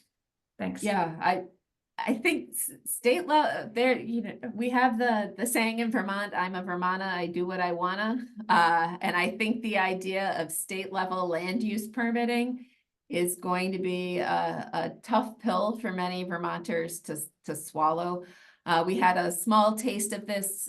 We were very late to the game in promulgating shoreland regulations in Vermont. We only did that about 10 years ago. It affects a much smaller area. I think Rob can correct me if I'm wrong, but it's somewhere between like 20 and 25% of the area that we anticipate will be swept up with river corridor regulations. And there was significant public outcry. And I think it's really important to sort of take our case to the public about why this is important. And B, if it's 45,000 parcels, we can't possibly be everywhere we would need to be to provide, critical oversight for that. We need Vermonters working with us because they share the sense that river corridor protection is important. And we have a number of our smaller communities that have no land use regulations on the books in their towns, no local zoning. And so this will be an entirely new undertaking in those communities. And it's sort of that complex stew that makes me feel very strongly. We need to be out there talking with Vermonters about what this program would mean, what it would mean for them as landowners, but what it also means for us as a society in terms of improving our overall resilience. And I'd just like to add that land use is really important consideration when you're talking about resilience and adaptation. To avoid the backsliding where we're doing buyouts and divesting from these sensitive, dynamic river bottom environments only to have new investments go in due to lack of land use regulations. And the Flood Safety Act is going to address the significant gap, because we had a patchwork of land use between local and a couple of different state authorities. So, land use is contentious. At the same time, land use needs to be a part of the tool in the toolkit. So don't ignore land use, even though it's contentious. Yeah. Thank you. Thank you. Thank you for your questions, Deborah. Appreciate those. And I think can we squeeze one more question in here, Julie, from Sam Roy? Sam. Hey, Julie and Rob. I just wanted to commend you on the work that your state has done to implement resilience. So my perspective here, so I led the rewrite of the Maine State Hazard Mitigation Plan last year, along with over 100 other partners, many of which are on this call right now. But I really wanted to talk a little bit about some of the details of the Municipal Technical Assistance Fund and the Emergency Relief and Assistance Fund. So during our process of updating our plan, those two needs that you're fulfilling through those programs, those are two of the biggest factors that we were trying to implement within the next 5 years of our mitigation plan. And it seems like it does require a lot of reducing the breaking down silos and agencies working together in order to really get this implemented. It can't be done by one agency, for example. So I was wondering if you could talk a little bit more about that process for us, please. Sure, I can talk about MTAP and then may turn it over to Rob to talk about ERAF, and I may have to drop off to attend to another call. But the MTAP program was sort of as I say, it was this critical gap. I think, in some ways we're at a unique time in Vermont's economic history. Our economy continues to burn really hot and is outperforming expectations. And so as a result, we end up with one-time money in the state general fund coffers. And people have been, this is an area of known need. And so we were able to make a compelling case to the legislature that taking some of those one-time dollars, investing in this kind of capacity, as I say, it was initially intended to help our smaller rural communities not miss out on those federal funding programs under ARPA and the bipartisan infrastructure law. But after the floods hit last summer, we broadened the criteria to ensure that it could also provide that same kind of support to communities in making applications to FEMA. There is a question about how we pay for it for the long term. I don't think those needs are going to go away. Just as federal funding programs wind down, there are always opportunities out there. And it's a little bit of luck of the draw. I think in communities, if you have happen to have a resident who has a particular interest or skill set and is willing to throw themselves into a project, you may be able to move it along. And if your community doesn't happen to have that committed individual, you may have great ideas that kind of wither on the vine. And so some of it, I hope, is we're gathering stories of the outcomes associated with some of the projects that have been supported through MTAP, and hope to be able to go back to the legislature and make the case, perhaps not $3.5 million all at once, but a consistent annual appropriation to continue to support capacity within the regional planning commissions and the League of Cities and Towns, to be available on an on-call basis to support communities. And then think again about our criteria. I think these socioeconomic indicators were a great place to start. But I think there's probably some refinement of those, and other aspects and attributes of civil life and community service that could be weighted in thinking about how we would distribute additional resources going forward if we're so lucky as to receive them. Thanks for that good question, Sam. And Julie, thanks for all of your presentation, your really good answers, and your work. I don't know if Rob is staying with us or not. Are you staying online, Rob, or are you leaving? I can stay on for another 20 minutes or so. Happy to. Thank you for the opportunity to speak with you all. I'll drop my email into the chat before I go. Please don't hesitate to reach out if we can be of assistance, and I will follow up and send Brian both a copy of the presentation and a couple of the links I referred to. Thank you so much, Julie. We're so appreciative, and good luck, and we hope to stay in touch. Thank you. Linda, did you want me to take Sam's question regarding the state hazard mitigation plan and ERAF? Not sure what your timing and agenda is here. I can follow up with him kind of offline if need be, but yeah, why don't we follow up with that offline, Rob? Okay.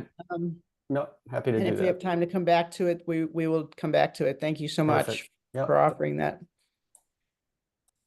So we are going to now get into your reflections, not just your questions, but your reactions to some of these policy examples that Julie and Rob have both just given us.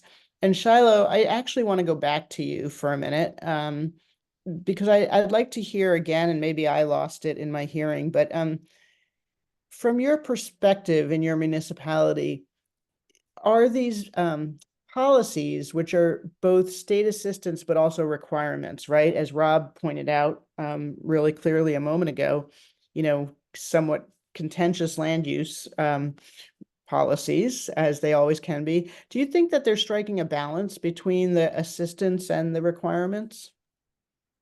Yeah, so I'm glad I'm not in Rob's seat because I can see the contention there with new zoning, and we're in a town very similar to what you mentioned, very little zoning. So those kind of balances, again, just goes back to the relationship building and trying to build that understanding of what our goal is and why we're doing what we're doing, and why it matters to all of us. I think I had heard something in another presentation about storm amnesia, and that really hit home for me. Like, that you go through this and you're traumatized, and you're reacting, and you're doing things quickly, and you're trying to get us back where we were, and then you're focused on doing it better. And then as time goes on, everybody gets this kind of storm amnesia, and it's less of a priority, and what your focus is turns to something else. And both for the municipal officials, the people really involved in it, as well as the general public. So I think that this commission is really timely, and I think with what's happening in Vermont, you're looking at these changes and these policies now, when it's really impactful and when people are really paying attention to this issue. So I think that balance, I think the timing of this is really, really important. And I think we have a real opportunity here to find that balance. And I think too, I've also heard, the Vermonters being very independent is no different than Maine, and how we as individuals and then as municipal entities too, value our independence, and we don't want another state mandate that's saying you've got to do this and this is how you're going to do it. And by the way, we're not giving you any money, so figure that out on your own too. That's definitely a challenge. But again, I think this relationship of figuring out how the state and other entities, as well as the municipalities, form that relationship, so they're not looked on as regulators, but more as a partnership of these are the ways we can do things better. This is some technical guidance. This is how we can help you. You can call us. We'll be there for you. I think that's really important, again, in striking that balance. Great, Shiloh. Thank you so much for that final reflection there. We're going to turn next to Charlie Colgan. Charlie, you ready?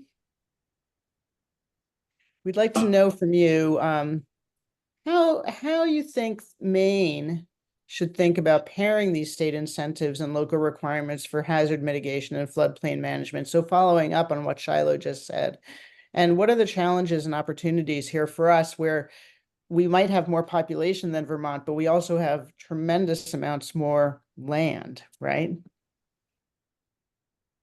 And coastline. And coastline. Thanks, Rob. Despite Senator Leahy's attempts to get Champlain named a Great Lake, I think that I was impressed by the Vermont responses to all of this, as I expected I would be. Vermont generally runs things pretty sensibly. I think that Vermont's response has given us a good checklist against which to ask, are we doing things in the structural land use responses to municipality, technical assistance, aligning incentives and funding. It's a very good summary of all of the things that need little or big tweaks. There are some differences in Vermont and Maine. One of them is we obviously have had shoreland zoning for much longer. And shoreland zoning is well established as a mechanism. Whether shoreland zoning is suitable to purpose in the climate change era is a good question, which I do not propose to answer at this point. The Corridor Commission idea, of course, we had legislation. It may still be on the books, I don't know. We had legislation setting up river corridor commissions, where the shoreland zoning could be administered by, not by the municipalities, but by a corridor level agency. Only the Saco River Corridor Commission survived that early period. all of the others that tried to be formed along the major rivers failed for one reason or another. But we actually have that tool available to us if we want to look at reviving it and seeing if it's seeing if it can be useful for playing a role in this current situation, which was vastly different from what was seen back in the 70s, when it was mostly a matter of concern about the number of out-of-staters who are buying up property along riverfront. That may still be a problem, but we are obviously facing a very different set of situations now. So I was impressed by the breadth and depth of Vermont's response, but my overwhelming response is it's not enough. It's all little pieces of improvements in existing systems, when the challenge is really much larger than that. I've said in other places that, even if we got to net zero within the next 2 years, this is the best we will ever experience right now in these few years, because it is only going to get worse. So if you like it now, remember, this is the best it's going to be. So we've got to plan ahead much more aggressively than just simply responding to the current situation, because the current situation is not going to be the future. So I've been thinking about this for a long time. There are two kind of system level responses that I've thought about that I'd like to talk about at some point in our deliberation. One is to go back to an idea that I was pushing literally 40 years ago, and that's a capital plan for the state, which would allow us to see and plan for, at the state level, capital budgets that were where we could identify and take into account the measures necessary to deal with climate change. It is a speaking of the measure of success, the fact that I'm still talking about this 40 years later ought to tell you how much luck I had the last time I did this, when I was in state government. So I already start behind on that one. I also think we need to think relatively radically about the long-term funding of all of this. We cannot, even as Vermont is doing, and we're doing to a certain extent, is taking advantage of a good economic situation. But at the end of the day, I did the economic forecast for the budget for 22 years. I've been up and down, and relying simply on good economic situations is not going to be enough. I think we're going to have to radically rethink how we fund all of this. And I think we're going to have to think about something like a public insurance facility for public infrastructure. I've developed some ideas on that, and we can talk about them later. So I'm impressed by Vermont. I think they've done a lot of really good stuff. I think we're doing a lot of good stuff similar, but I don't think it's enough, and we've got to think bigger. Thanks so much for those thoughts, Charlie. We have two more of you that we'd really like to hear from before we take a really short break, and then go into our final section of the meeting. I'd like to turn next to Joyce Taylor from the Department of Transportation. Joyce, one of the things that Julie talked about are the standards for bridges, culverts, etc. What's next for Maine DOT in terms of resilient bridge, culvert, and road standards in a changing climate? Okay. I would like to just say that when Tropical Storm Irene happened, Maine DOT did send 181 employees over to Vermont, and we helped open up roads. We inspected bridges for scour. We were the engineers on the floor looking at bridges because their folks were underwater at their own homes. And that is one of the things you have to figure out and have interstate conversations. They recently reached out to see if we had temporary bridges that they could use. So we are well familiar with Vermont and working with them. And I am a native Vermonter, so I too have a lot of interest in what they're doing. I would say more than 10 years ago, probably 10, really the same time frame, we decided to change our state standards, and we went from on culverts from a 25-year storm to a 100-year storm, and looking at the sizing. It was very controversial at the time. I think a lot of folks were concerned we were wasting money.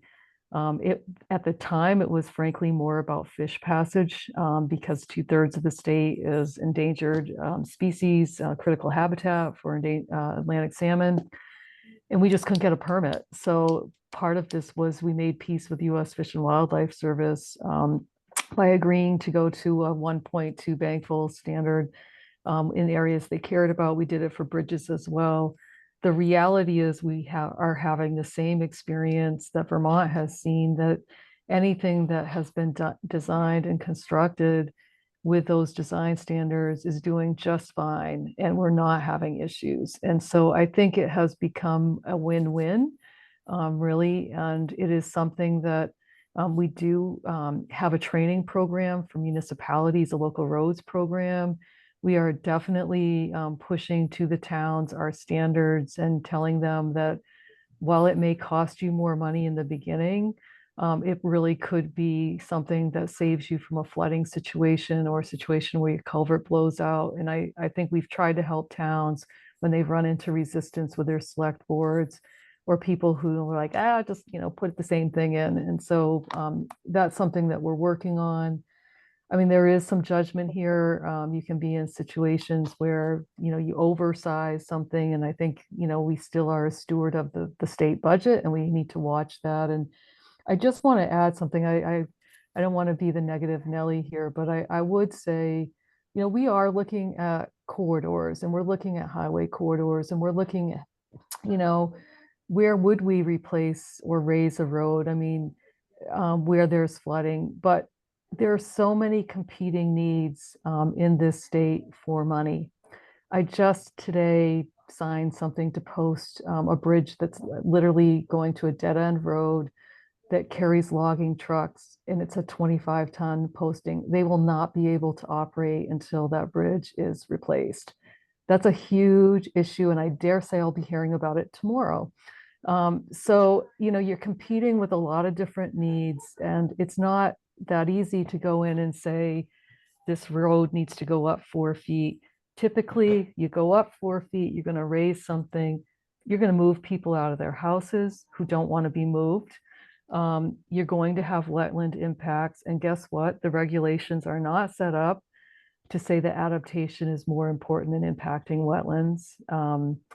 We're finding with projects that we are trying to raise causeways. Linda's well aware of one of them. We've got projects, and I admit we were naive, thought it would be easy peasy to go in and raise a causeway 4 feet, and nope. There are a lot of folks who see that as a 100-year investment, and they want us to be the agent for, wetland restoration, go from a culvert to a bridge, flood people out, people could lose their homes. I mean, these are big issues. There are other issues where you raise a road 4 feet. We've got a situation right now. We will cause more flooding downtown. Machias comes to mind. There are issues there. So, I think somehow as a state, we can go bigger in a lot of places. It's the going higher thing. It has unintended consequences. And I think there's permitting issues that need to be solved, in particular the state agencies have been terrific to work with. I have nothing but positive things to say about DMR and DEP. They've worked with us, they've been terrific. Army Corps, I could tell a few stories. I mean, their rules are just not set up for these conversations. And it's not the people, it's the system. And okay, I probably shouldn't say what I'm about to say, so I won't go there, but it needs to change. And I think my mantra is we have to look at things as a system. In Machias, the town has to decide what they're going to do in their downtown. Judy worked on a project when she was there. Are they going to build something that protects their town? Because there's no sense in Maine DOT going any higher if that road is going to lead to a flooded downtown, right? Why would we spend all that money to go up 4 feet and not be able to have our road be open. So we have to be able to have system conversations with communities, regional type conversations, and kind of our system isn't set up to do that either environmentally, financially. So I'm not, and I just want to say, those of you who know me, I think I'm a fairly positive person. I believe in this. I try really hard to push these projects. I personally feel like, as someone who's been in the middle of, and Linda, you know, we've had some issues with your causeway, right? It seems very self-evident we need to raise that. And we ran into some issues, right? I think that we're naive if we think this stuff is easy. It's really hard, but it doesn't mean we shouldn't do it. But I think we need to not just think about one culvert at a time, one bridge at a time, one section of road at a time. Design standards are great, but if you don't look at a system, you're not going to accomplish the end goal. So, you know, that's sort of where Maine DOT is at right now, is you know, trying to think, where do we spend our money, what makes sense. Public safety is our thing. My friend Joe Purington cannot get out and service people if our roads are not dry and clear. I would say Maine DOT is the first responder in a storm. No one gets anywhere unless we clear the roads, bottom line. So just a lot to think about. It's probably more than you wanted to hear, and I hope it's not negative, but I think these are hard topics. Yeah, Joyce, thank you so much. I mean, I really appreciate, and I know we all do, you're bringing up the complexities and the contradictions in all this. We all live in these small communities. Hopefully we all participate in the civic processes in the small communities. If any one of us hasn't already participated in something that has an opposite side to it and a stakeholder that wants something different, I would be surprised. And when we get to policy and big expenditures on infrastructure, that's exactly where we land. Dan, my co-chair, I think you wanted to make a comment, and I'm so sorry I didn't see your hand up earlier, but let's get your voice in here. You're muted. Yeah, no problem. I just, I think I had some thoughts around budget. I was gonna ask, Vermont if, I love the idea of the carrot and the stick. We've now talked, you know, where if you do things better, there'll be a bigger revenue, a bigger share. I was trying to get a sense of what really that meant, how the state goes, you know, is there a fund that it draws from that? Because it's not necessarily transparent how many towns are going to opt in or when they're going to opt in. How does that get funded? Because that's, I've always thought that's a tool we should be able to use here. Yeah, I can't really speak to the funding mechanics. It's our agency of administration that funds that emergency relief and assistance fund. But, you know, as Julie said, it's voluntary, you know, nobody's forced to do it. So there's that financial incentive there. But there's also a stick, right? If you're getting the increased state cost share for FEMA public assistance dollars, and then you're not implementing and regulating and enforcing the higher land use standards that you've adopted, you know, we can retrograde that, you know, and so, you know, it's a combination of carrots and sticks. There's also things where, you know, like through our state hazard mitigation committee that scores projects for FEMA funding, you know, we have a scoring sheet, and you kind of have incentives and sticks built into that. I mean, like we have at the top of that scoring sheet, and I can share it with you. I think it's only 2 pages, but we have what we call threshold criteria. Like if the project doesn't comply with our stream alteration regulations and our state flood hazard area and river corridor rule,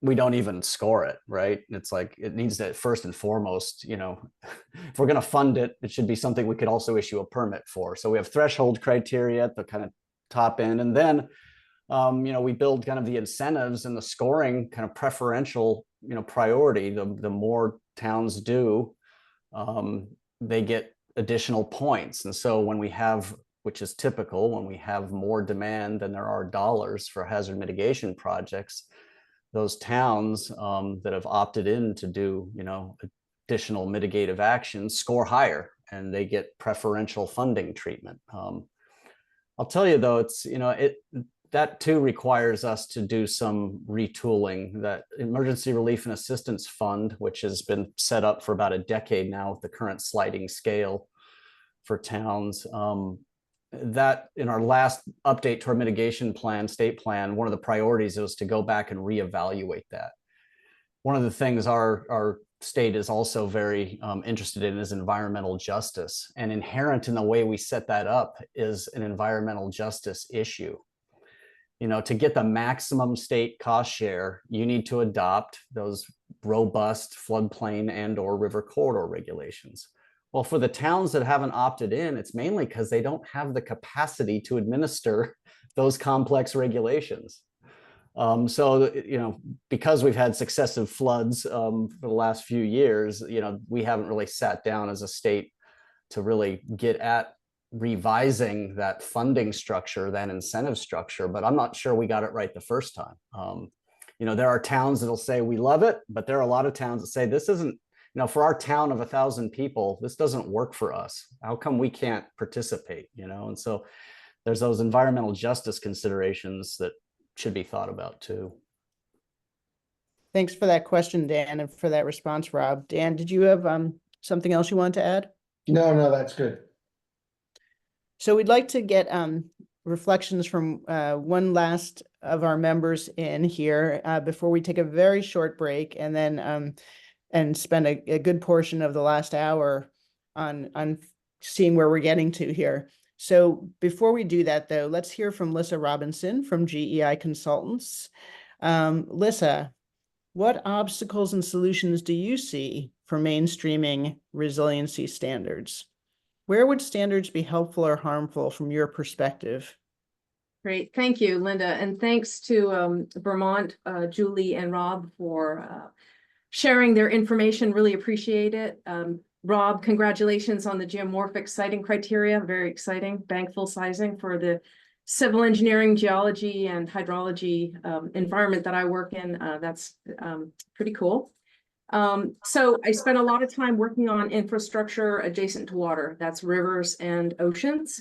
I like to use culverts as an example because they're concrete. And Joyce, I'm so excited that you talked about systems.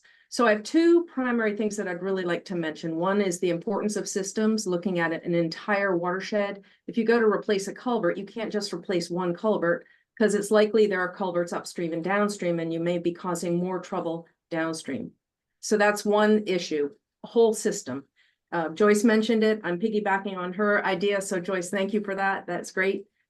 Joyce, I'm also enjoying the bridge guidelines that Maine has. And notice I said the word guidelines. There are bridge guidelines. We recommend that communities use those guidelines, communities especially that don't have standards for replacing culverts. Maine DOT has a great document that folks can use for the 482 municipalities that we have in Maine that have their own roads that are not state roads. And by the way, Joyce is in charge, when I like to talk about tangibles, she's in charge of more than 40,000 culverts in the state of Maine, of which I think we're helping to replace four or six. Anyway, it's a big deal. Culverts in Maine are a big deal. And again, I'm only talking about one thing. We also work on dams. I'm working on a dam in Vermont. I'm working on a dam in Connecticut. But anyway, focus on culverts as the proxy here. So the whole system, that's the important thing. If we do have standards and guidelines to really talk about that whole system in the watershed across municipal boundaries. The second thing in terms of standards and guidelines regarding mandated or incentivized, I just want to reflect a little bit on how we do the modeling to size a culvert. I'll get into the weeds just for a second. We take historic records, and the more time marches on, the larger the historic record gets. So when we run the 100-year flood event, we're taking all that data and coming up with a 100-year event across that entire period of record. Pete Slavinsky will show you a great slide where he has tracked water levels in the ocean. And then he also looks at a little window on the most recent water levels where it's trending upward like a hockey stick. So we're stuck as hydrologists and engineers, as civil engineers, doing the same old, and looking at this increasing body of stream flow data. It'd be a hard paradigm shift for all of us, but there might be a situation where we want to look at a smaller window to see any more recent trends. So whole system, and then maybe rethink how we size for the 100-year flood or the 2-year flood or the 25-year flood, that we're taking this entire body of data. Back to incentives versus mandated, I think money does speak. I think if we can encourage communities to use already existing guidelines, that's great, but that's just us saying, hey, we think you ought to use the Maine guidelines. The example I'll give about money speaks is in the late 1800s, there were a lot of water districts that were formed in the state of Maine. It was like, what the heck? There are all these water districts being formed. And I, while I was in graduate school, thought, well, maybe it was because of sickness. Maybe people were getting sick and they wanted higher quality for water. That wasn't it at all. It was because communities got reduced fire insurance rates if they had a water supply. It wasn't about water quality and health. It was about money. And so I think incentives are very intriguing. I'm not going to speak to them because it's way outside my realm. That's Charlie Colgan. And I know we've talked about incentivizing, but I think Vermont has an interesting thing going where they're giving a little extra grant money if you kind of can think of outside the box. And here, I think thinking outside the box in terms of hydrology and hydraulics, and again, culverts as the proxy, it means don't build as it was. Don't build for today using that 100-year, body of stream flow data. Build for tomorrow, and don't build so that it's not cost effective either, because Joyce made a good point. You just don't build bigger, you build smarter. So I think that's where we could start to be thinking about the whole system, incentivizing, and thinking about standards. And standards are helpful. As an engineer, I'll throw it out there. They are helpful for consistency, for safety, so that we're all on the same page. So I'll stop there. I could talk about this for hours, but there we go. That's great, Lissa. Thank you so much for bringing your perspective to bear on this. Shiloh, Charlie, Joyce, and Lissa, thank you so much for sharing your reflections about what Vermont brought us today. We're going to take what's called in the theater world a stretch break, okay? That means we've got 5 minutes to stand up, stretch, get your glass of water, use the facilities, whatever. Please make sure you come back at 3:06. Make sure you turn your camera back on, because when you do, we're going to have a group discussion and talk about where we're going with some of these ideas. See you in 5 minutes.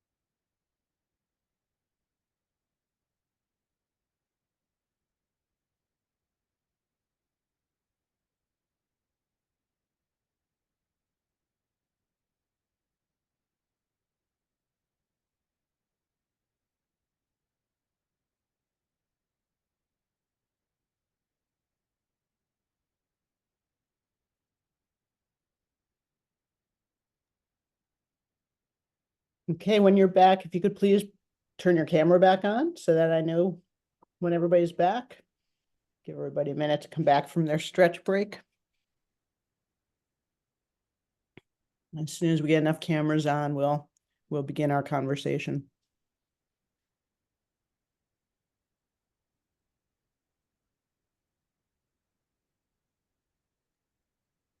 Linda, as folks are coming back, we've heard from a couple people that the raise hand function's not working on their Zoom side. So if people have a comment or a question they want to make, just drop a note in the chat that you have something you want to say and we can call on you. You can also, when we have finished with one speaker, if you just give voice, sometimes I can hear you even if I can't see you. So we want to make sure everybody's heard today.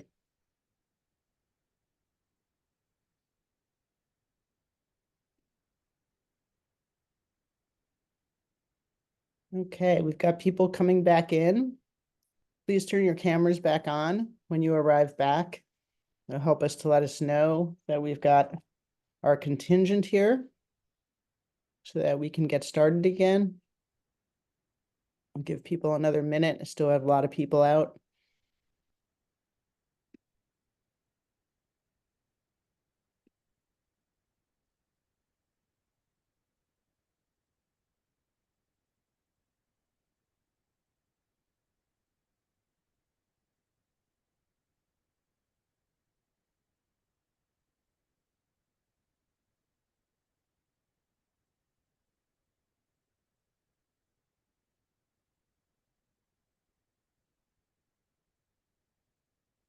And thanks for turning your camera back on when you're back in the room so that I know and we can begin.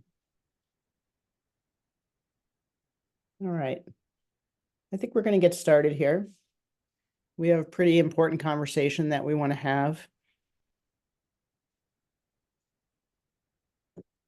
So we've just had expert presentations from Vermont, from our colleagues there, and also our own colleagues on this commission offered their thoughts about the opportunities and the challenges that might exist in bringing those types of examples to Maine. So for the next 45 minutes, let's talk about the following things. So with these options from Vermont in our minds, what recommendations are emerging for you? What additional information or research is needed to shape a policy or action recommendation? And based on what you heard today, where should this commission continue to focus? So while we have this discussion, Brian's going to take notes and he's going to report out on the major themes and directions at the end of the conversation. So we're actually going to be able to see where we are, where we stand at the end of this meeting. And we'll wind down with this discussion around 3:45 so that we can do that. So let's talk about this. And Brian, okay, I was going to say it might be helpful. Can you put those in the chat maybe for folks too? I think it's helpful to have them in front of us. They're there. Hannah got them there. Great. So those questions, those discussion questions are in the chat. And at the same time, we can all see each other. And as I said, if I don't see your hand up and you have something you want to say, either give voice where I can hear you or signal in some other way if your hand function's not working. So who'd like to start?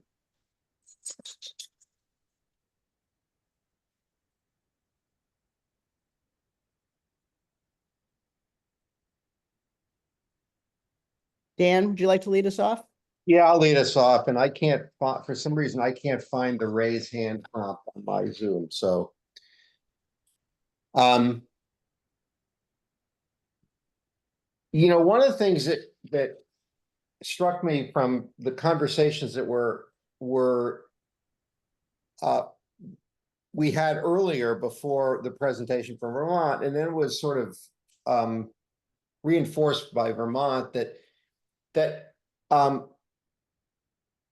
there's a lot going on in Maine, and there are a lot of people at the local, county, that at all levels that are really working hard. But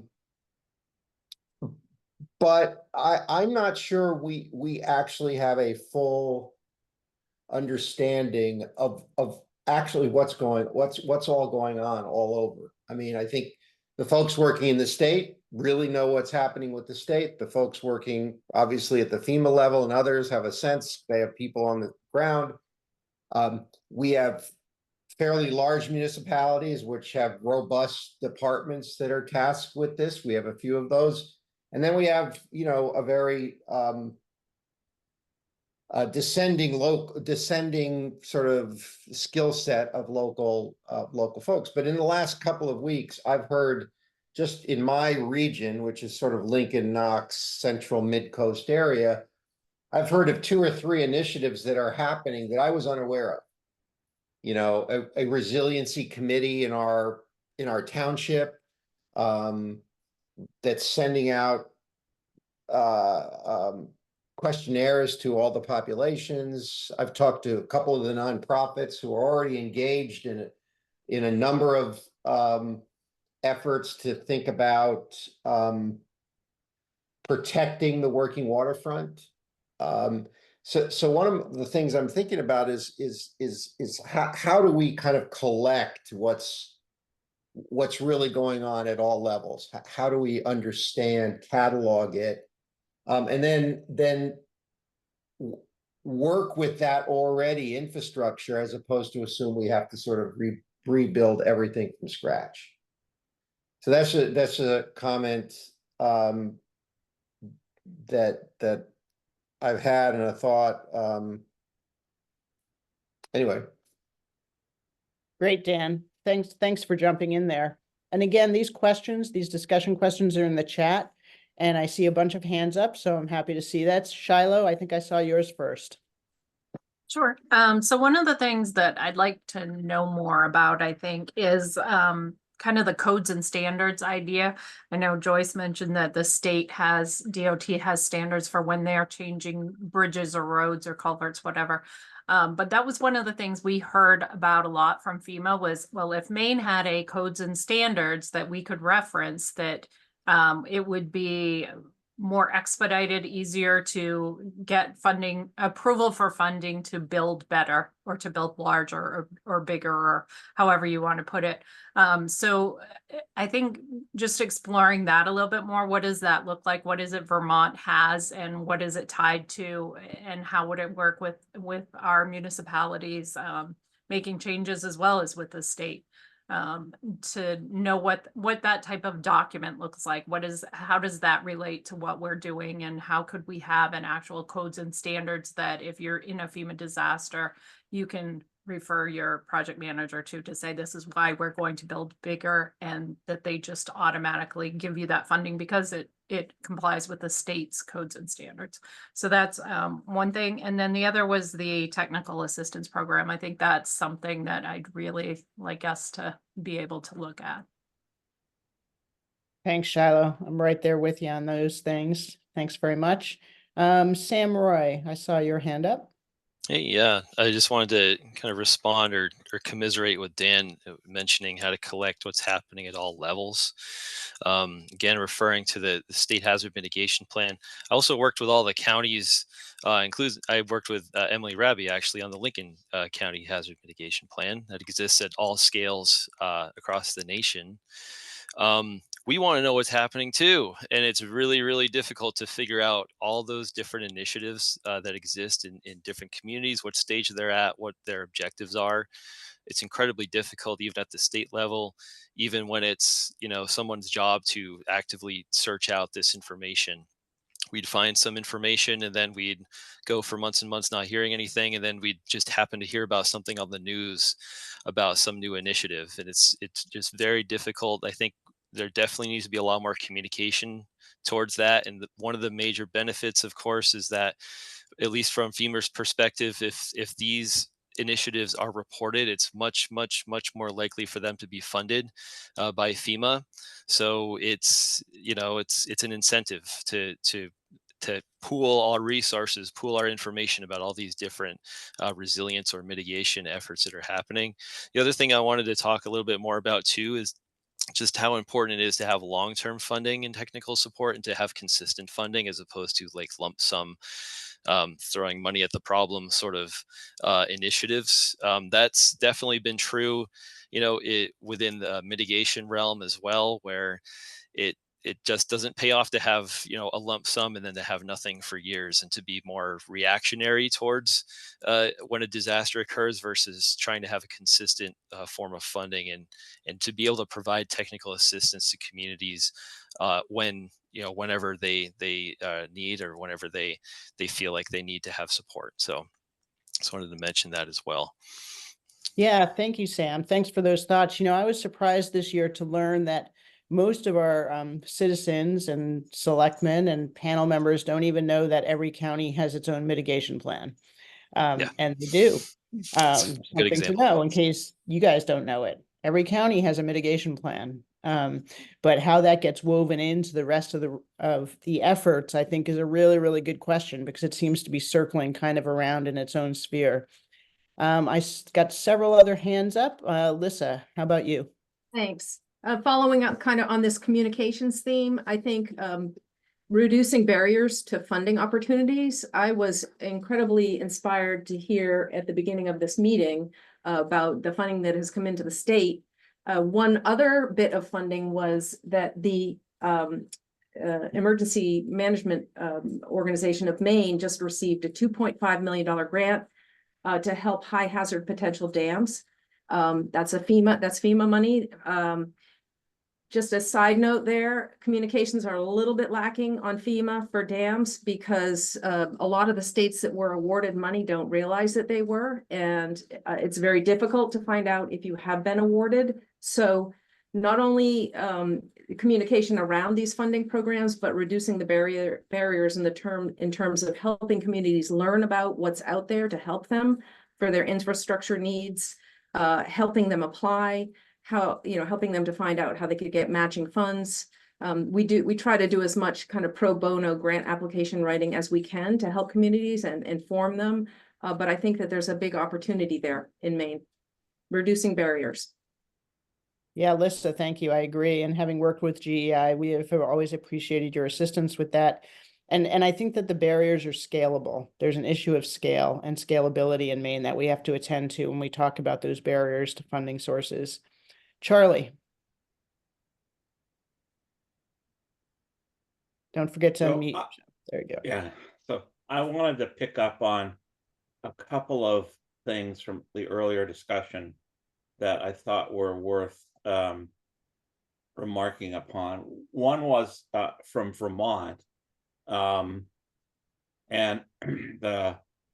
in Vermont, you really have to deal with all 240 or so municipalities.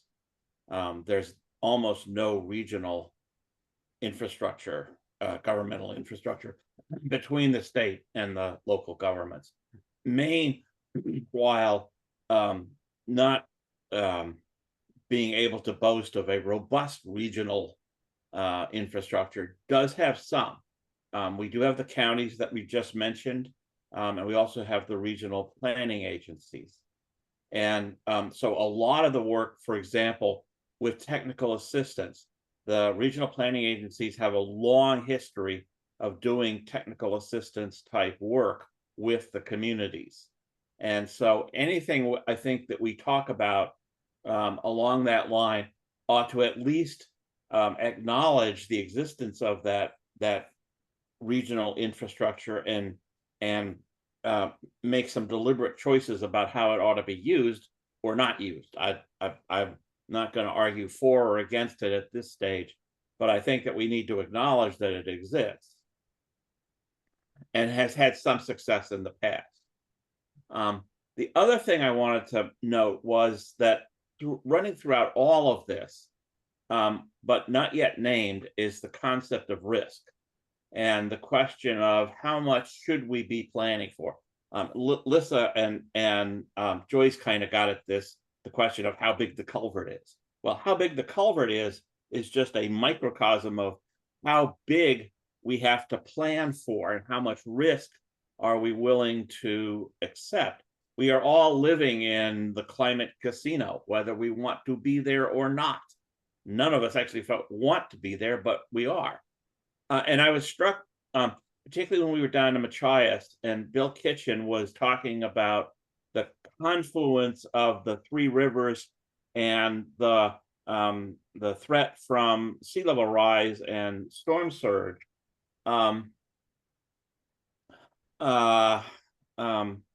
And he was pleading for somebody to come in and model that interaction between the different rivers and sea level rise and what the different threats were to the road infrastructure, the recreational infrastructure in downtown. And this perked up my ears, because what I do is modeling. And when somebody says, I want to do modeling, I take note of that. But what he was really saying is, we need to know a lot more about the risks that we're facing as they have been shifting because of climate change.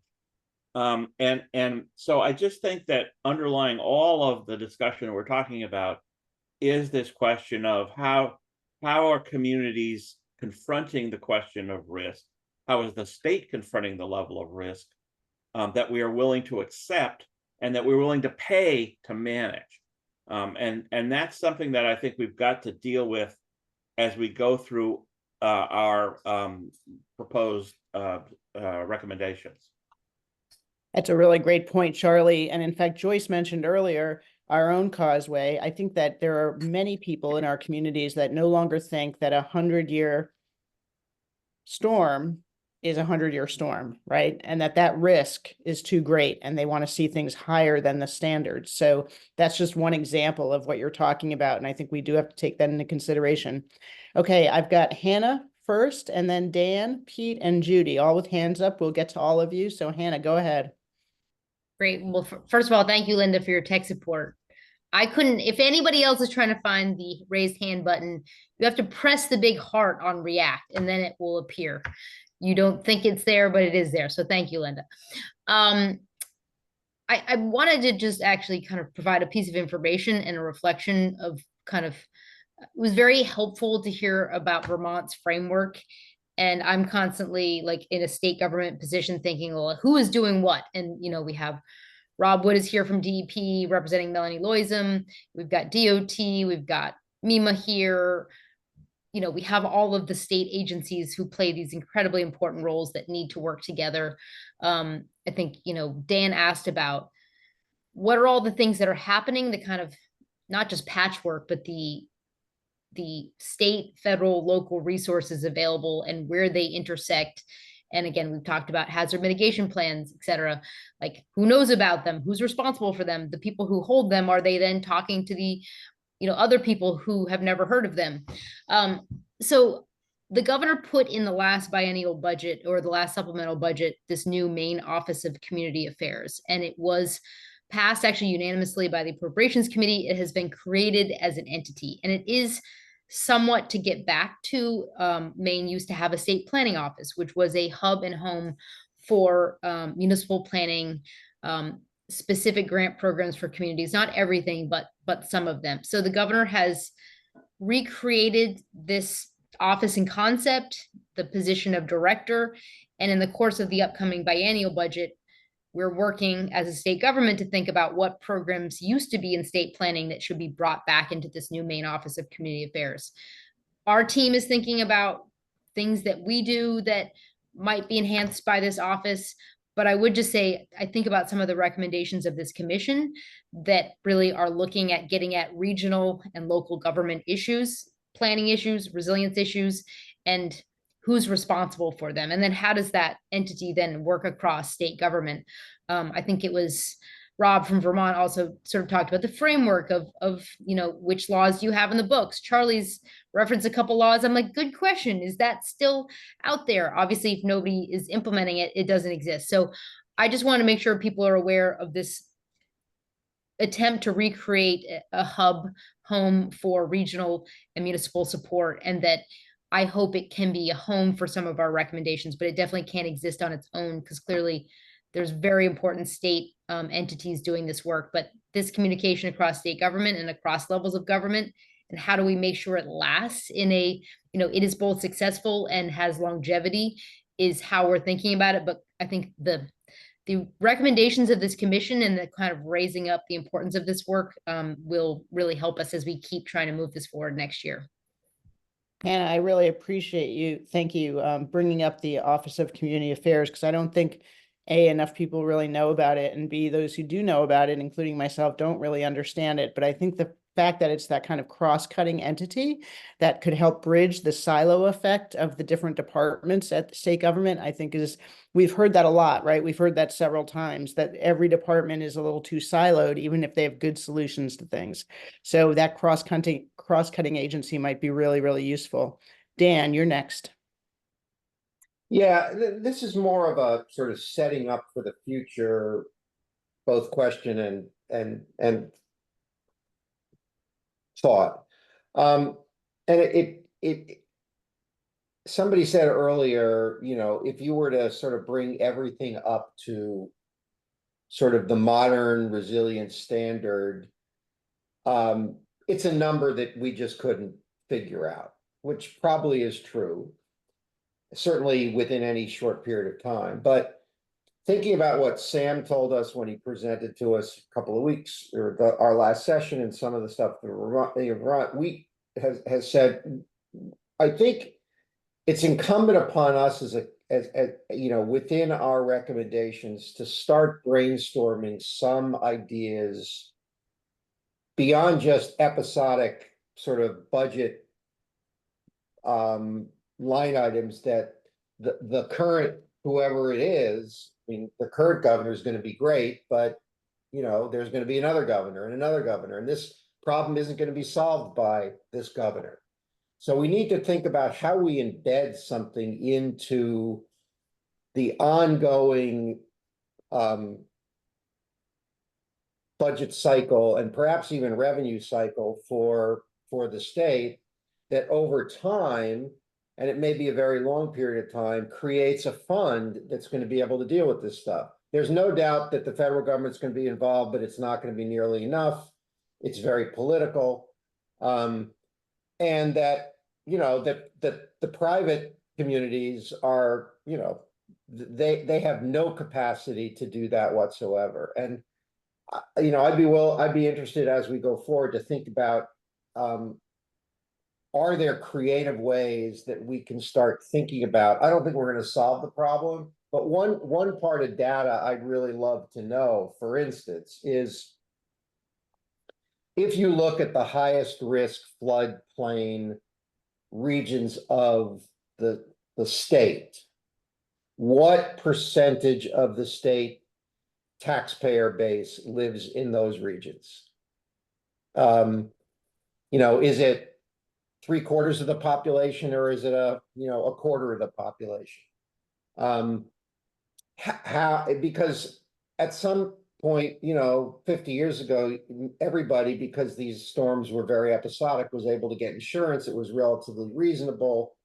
When you had a disaster, you were covered or mostly covered, and you went on. Now that the dynamics changed, people aren't buying insurance, it doesn't exist.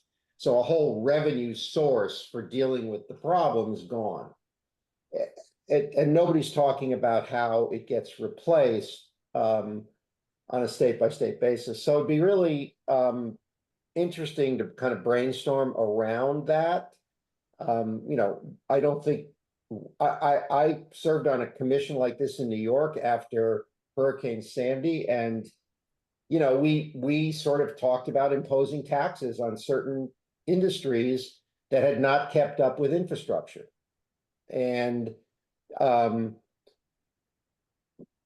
we also talked about municipalities developing through certain assessments. If you're and these are not popular things, I'm not suggesting we do this, but we might develop a statewide a captive insurance program where people pay in that can't get insurance, but would be willing to pay something in if something existed. And captives are a product. There may be special taxing for people that live in floodplain areas, especially as we see a lot of second homeowners who have who own a large percentage of the waterfront that are looking for assistance as well. So I think that's a piece we have to confront, and it would be interesting going forward to bring some folks in that have thought about how you finance these things. I think there will be a philanthropic piece, but it's never going to be enough to cover. There may be specific important designated things that need to be addressed, and I think philanthropy will be able to achieve that. But it's very complicated, and I fear that unless we deal with that a little bit, maybe as a sort of giving some guidance, we're not solving the problem. Yeah, thanks for that, Dan. I note there's also interesting conversation happening in the chat, and I don't know if Brian can access that while he's trying to take notes too. But Hannah, for example, just mentioned that a couple of Charlie's ideas kind of address a couple of the points you just raised, Dan, in terms of his capital plan idea and then some funding sources. And I saw also that Sam had posted something in the chat as well. Thanks, everybody, and Emily now. Thanks, everybody, for your participation. Pete, you're up next. Sure. Thanks, Linda. I guess my concept's a little bit related to what Dan just talked about. I'm in terms of more information, one of the things that really resonated with me in terms of what Sam presented to us last time was the damage plane concept. So our floodplains are getting bigger, but the number of policies in the state of Maine is decreasing significantly. I mean, it's down over a third what it was just 10 years ago. And that's not good. We are severely underinsured. So that is a huge concern of mine. So I'm not sure how we address that, but it's something that I want us to make sure that we keep in the back of our minds as we're having these discussions. I don't know, maybe one way to do that is to kind of mine some of that insurance claim data to see where claims are coming from and relate it to floodplains, kind of like Sam's concept from before in terms of the damage plane. But we really need to take a closer look at that, both from a riverine and a shorefront standpoint.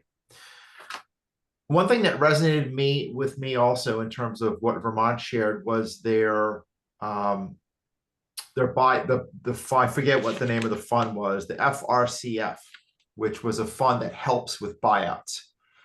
The state of Maine needs to have its own buyout program that is not FEMA dependent.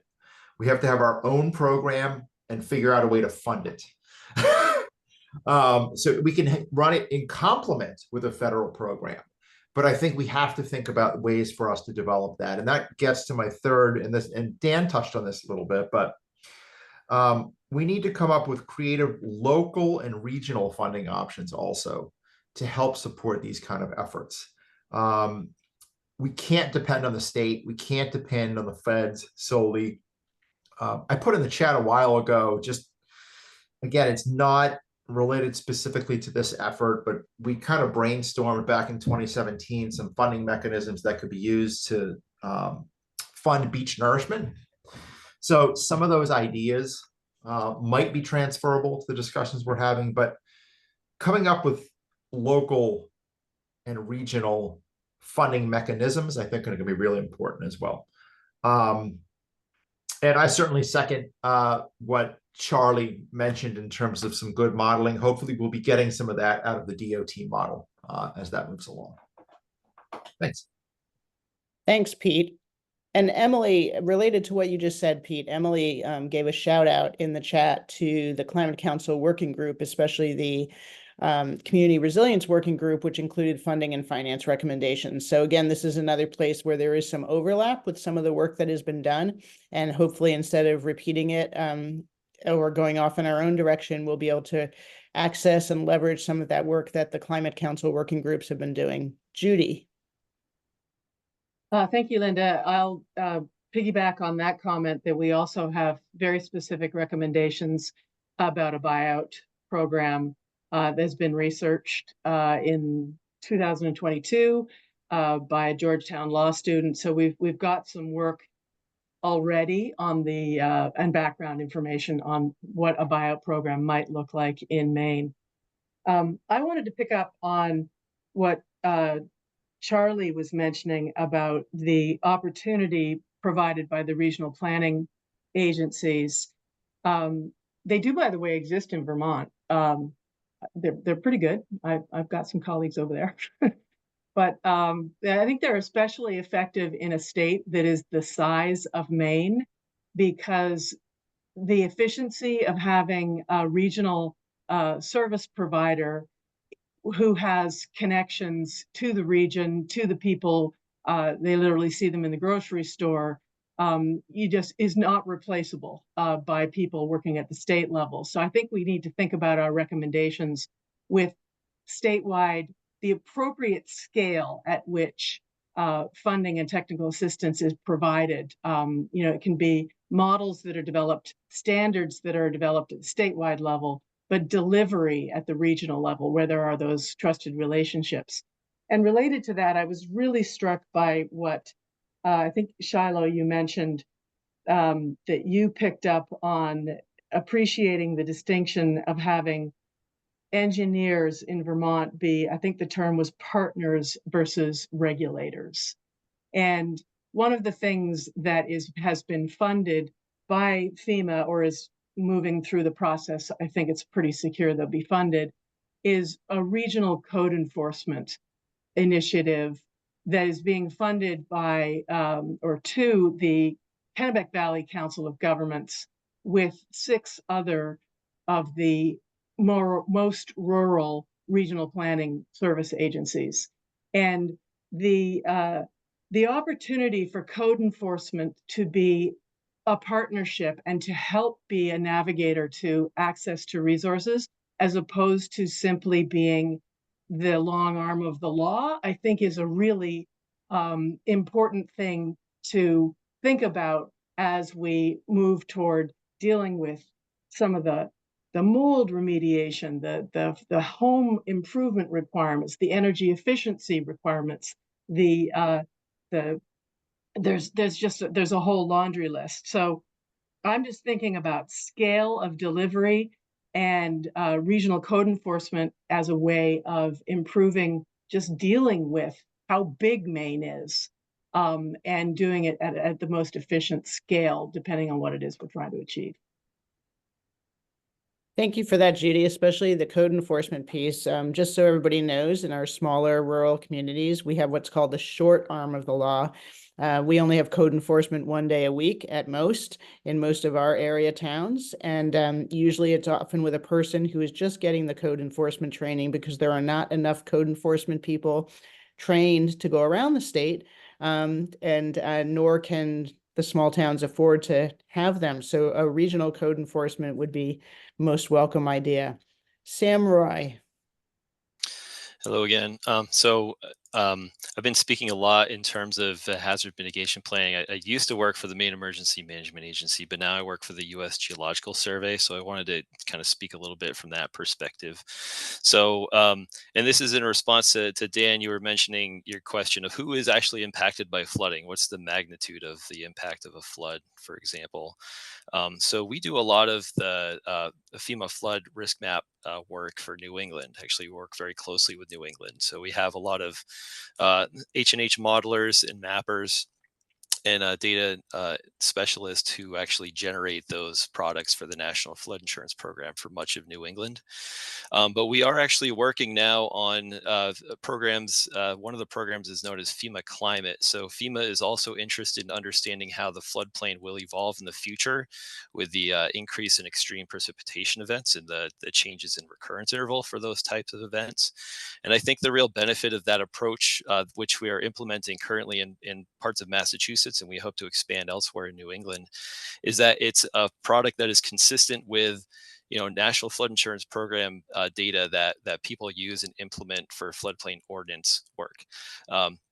So climate-based floodplain mapping, it's not a regulatory product, but it could potentially be. There's definitely leeway at the community level to implement that kind of information. So if that is of interest to anyone in this group, I'd be happy to provide more information about that. But it would potentially get to your question, Dan, of who is actually impacted by flooding at this point in time. versus our historic based base flood elevation calculations. Great, Sam. Thank you. Thank you for that. Charlie, you've got your hand up again. Yeah, I just wanted to clear up a point. So I had mentioned the idea of an insurance facility earlier. And by that, I specifically for public infrastructure. The question of insuring residential and commercial property in the property casualty market is a separate question, one which has its own complexities and confusions. But what I was talking about was the idea of an insurance arrangement just for public infrastructure, because we don't insure public infrastructure. Our insurance for public infrastructure is to wait for a disaster and then hope that Congress is going to pay for it. That's our insurance policy. And if there is nothing else that we have learned so far, it's that is at best a really, really awkward way of doing things, and at worst, totally useless. So we ought to be able to do better by setting up an ability to save for or insure, same thing, our own infrastructure in Maine, so that we can be ready when the time comes to replace, repair, rebuild, and improve the effects of climate change. I don't know exactly how that all is going to work. I'll think about it some more, and maybe we can talk about it at a later meeting. But I do think that the concept of insurance for the public infrastructure is something that we really need to think about, because it is one of the few ways that we can think about really long-term, sustainable, risk-based funding. Yeah, thank you for that clarification, Charlie. I think that's a super important area, and how we dive down into some of these will be something we'll be talking about at future meetings. I don't see other hands up, but I do want to make sure that all of the ideas that may have surfaced today or in our previous meeting or in our site visits that you all want the commission to explore further are raised here. Any final thoughts there? Sam, is your hand up again, or is that left over? Yeah, I brought it up again. I'll make this quick. So just what Charlie mentioned, it's a very intriguing idea. I just want to make sure that it's not the sort of the traditional idea of insurance where it's in response to something that has happened, but that it could support mitigation or some other action prior to an incident. Sure. Great.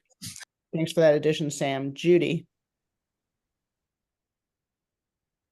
I just wanted to draw attention to what Emily, put in the chat, because she's raised the issue of wind, and in so doing, the issue of combining rain with wind, which we've seen in these disasters.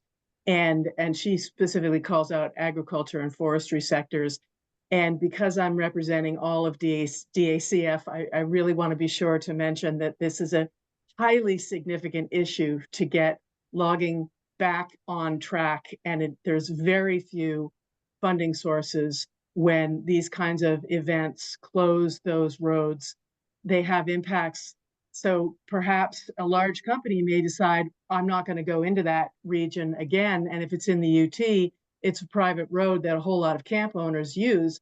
And if the private forest land owner decides, I can't deal with fixing that road right now, a whole lot of people can't get to their properties. So it has ripple effects. And it's something I think we should think about. Wind. Yeah, absolutely, Judy. And on the coasts, wind creates storm surge in addition to everything else. So I think, Deborah, you'll close us out for today.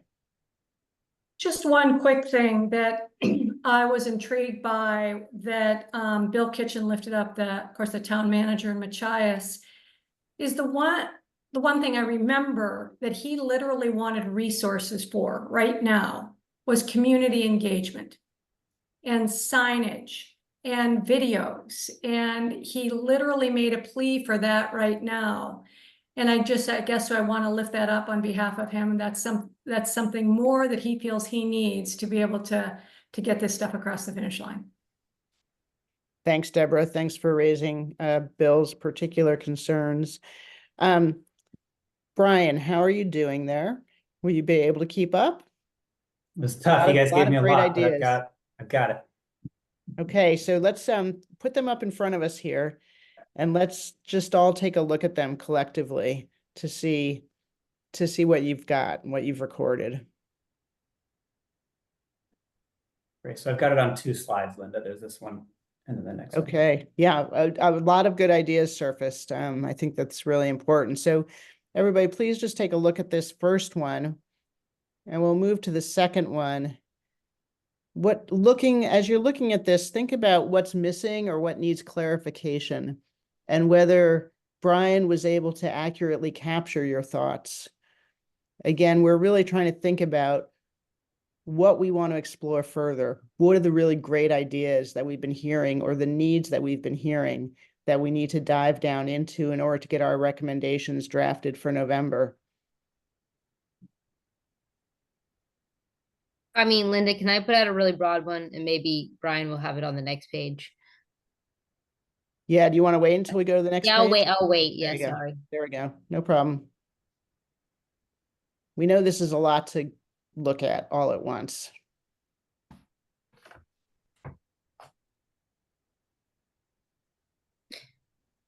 So, Hannah? I mean, maybe Brian might be able to help guide me, but going back to the first one, I mean, maybe it's a question / it's a recommendation. I mean, I liked how Charlie kind of responded to what Vermont is doing. And frankly, I think we have a lot of the Vermont mechanisms on here, but not all. And frankly, I think that they're a state who they don't have an ocean, so we have some slightly different approaches. But the way they've gone through a variety of carrots and sticks, as we're calling them, they have both assistance at the local level, but a variety of different mechanisms to try to better manage floodplains and all of the different responses. I think we capture most of them, but I frankly want to say, like, maybe a question is for our consideration, are kind of looking at the application of how could Maine implement some version of many of Vermont's policies. I think we need to contemplate that. And we do have a staff team. I think looking at them in a little more detail, understanding Maine's law, what's different from Vermont's law, could be a good exercise for us. Vermont, I mean, you can say, no, we don't want to do that. That's too much work. But I think they are a real model that has, as Charlie said, hit a bunch of the buckets of activity. Yeah, absolutely. And we want to make sure we've heard everything you've said today, but don't feel like if it's not on the slides today, the commission won't pursue it, okay? Because there are things like Hannah talking about the Municipal Technical Assistance Program, my personal favorite. So we want to make sure that that gets carried in there, et cetera. So I see a couple of hands up. Judy, go ahead. Well done, Brian. The only thing I see missing is the cross-silo work interagency across state agencies. There's really good organization around and discussion of the regional planning and municipal assistance, but I'm not sure this captures the conversations we had about the need to sort of work across agencies. That's all. Got it. But in relation to that second bullet, right, Judy? I actually think it's in relation to the third bullet. Great. Yeah, exactly. Thank you for that clarification, Judy. And Dr. Va, I see your hand up. Yeah, thank you for the conversation to Brian. Thank you for putting this all together. I was just reviewing this and I had 2 questions. One, I do think it's worth, I think maybe I'm not sure if it's the second to last bullet, but there's conversation in the emergency preparedness and response world of administrative response. And that speaks to, like, expediting funding streams, right? Down to the community level at the national, regional, state, community level. I'm not sure where that lives, but I think this is an opportunity to maybe consolidate some of these interests together, because that exists in the public health world, it exists in the climate world. So that's maybe one point and one way that we can consolidate some of our interests if we're going to do this. The other thing I think it's important to note too is what I heard from the communities and from the feedback that was provided as attachment was each community had difficulty, and not difficulty in the sense that there's difference in capacity and their ability to apply for these grants, to given the time frame, the duration, it's complex. And I'm wondering if this is a state approach, if there's a way that we can do this. Again, speaking back to administrative response, could we center that work somewhere so that we're not thinking about it community by community, but we are providing that level of assistance so that communities can access these funds despite capability and skill set. Just thinking about that through that equity lens. And I don't know if that will speak to recommendation number 3 or if that's more like number 2. But that's something maybe we can do to help those communities, because they're not all equal. Yeah, thank you for tying those bullets 2 and 3 to the equity concerns, because I think that's a really important word that we haven't brought to the table today, and a concept. And I do think that those kind of technical assistance for small communities in particular, and when I mentioned earlier about the scalability of our solutions, I think we have to have scalable solutions. I don't think one size fits all in Maine. We have a huge range of community sizes and regional issues. And I'm not sure that we in our recommendations that going for a one size fits all approach will be that helpful to us. With the slides up there, I can't really see folks very well. Are there any further comments? Robert. Sure, thanks. Hi, everybody. Rob Wood with the DEP. I'm just standing in for Commissioner Loism today, so I'm a little reluctant to speak out of turn. However, I just wanted to maybe echo what Hannah said previously, just in terms of looking at kind of the full suite of policy kind of options that Vermont put on the table. And there were a couple in particular related to land use planning and environmental regulation that I think we should continue to potentially discuss as a commission. One that really resonated with me personally, just based on my experience and the work I'm doing at the DEP, is that Rob Evans had mentioned kind of guardrails for emergency work during emergency events, and that Vermont did not have kind of many guardrails in place prior to Hurricane Irene, the flooding that came along with that, and that they've since kind of developed more of a kind of regulatory structure around emergency activities. And I will say there certainly are regulations around activities that would impact, for example, rivers and streams during flood events, but it's very patchwork, and it really comes in the form of either exemptions from regulations or after the fact permitting. And I think there might be a little bit of a way to finesse that a bit more and improve on that. And then more generally, just with land use regulation as a tool to encourage resilience. I mean, I do think we could look at, for example, the minimum shoreland zoning guidelines. So that is a rule that the DEP and ultimately the Board of Environmental Protection updates periodically. That includes regulation of land uses in the shoreland zone, and that includes rivers and river corridors. And so not to the extent that I think Vermont is going toward with their new law, but the 250-foot shoreland zone is an area that is already regulated under the Shoreland Zoning Act. And so just an opportunity for us, I think, to look at those regulations and think about whether they need to be updated to incorporate climate resilience and flood resilience. Rob, thanks for standing in for Commissioner Loism today and for participating and engaging with those good thoughts. Very much appreciated. Also, Brian and the rest of us, I want to note that Emily dropped a few more suggestions into the chat, but it is time for us to wrap up now. And in order to do that, I'm going to turn it over to Dan to close us out. Dan. Thanks, Linda, and thanks for shouldering most of the meeting today. Just my reflections on this meeting, no need to kind of retrace what we went over, except to say that it's my impression that that this format for the meeting is really terrific. Going to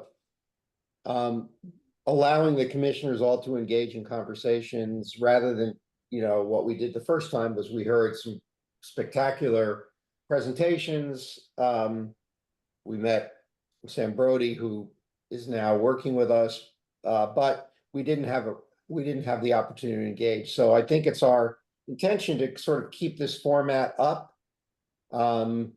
If there are presenters or resource people that any of the commissioners think we should be talking to, please let Linda and or myself or Hannah or Brian know, and we'll try to reach out. But I think having questions and forums to be able to discuss some things the way we did today is really helpful. I would suggest also that since there seem to be a lot of questions about sort of agency stuff within both the state and also a little bit at the federal level, it might be helpful for us to have some of the agency folks talk to us about, so we can really more fully understand what it is that they do, as opposed to wearing their hat as a commission member. So but I do think that we will aim to have more forums like this as we move forward. Just in terms of what's next, our next full commission meeting is in Rockland at August 5th, and where we're going to be experiencing another working waterfront. And we encourage everybody that can to attend in person, but there is a hybrid option if you can't make it.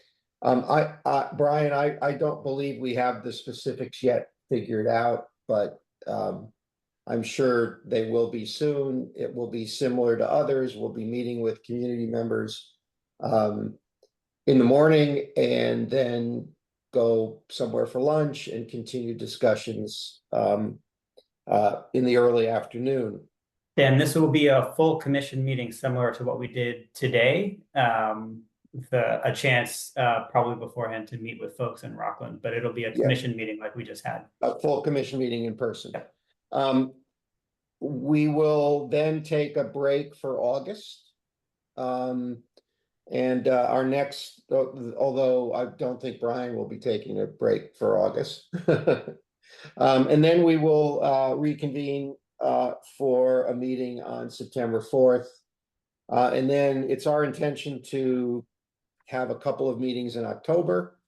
And from there, we haven't really said anything in concrete, but we do have an interim report due to the governor in November. With that, I just want to thank everybody. We should anticipate a longer meeting to vet and prioritize all of our recommendations as it comes up in the future.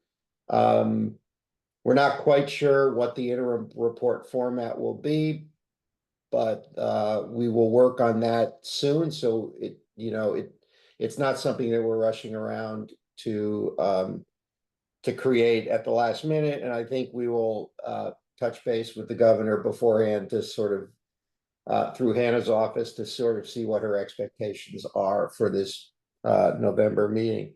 The work continues to be important. It continues to be urgent. Ironically, in our community, except for yesterday, the dialogue had switched to drought and fire danger, and the fact that it had not rained at all in most of June and July, and So it's not just flooding and wind, but it's weather in general. So we should all be cognizant of that. Linda, is there anything else that you'd like to say before we close the meeting? Well, thanks, Dan. I just want to thank everybody. I thought having a really engaged meeting like this and getting all the ideas on the table is what we need to do to like meet this schedule. So the urgency is there. You all are paying attention and contributing, and I think we just need to press on. And thanks for your dedication to the effort. Thanks, everybody. Enjoy the summer. Thanks, everyone. See you soon. Thanks. See you soon. Thanks. Bye.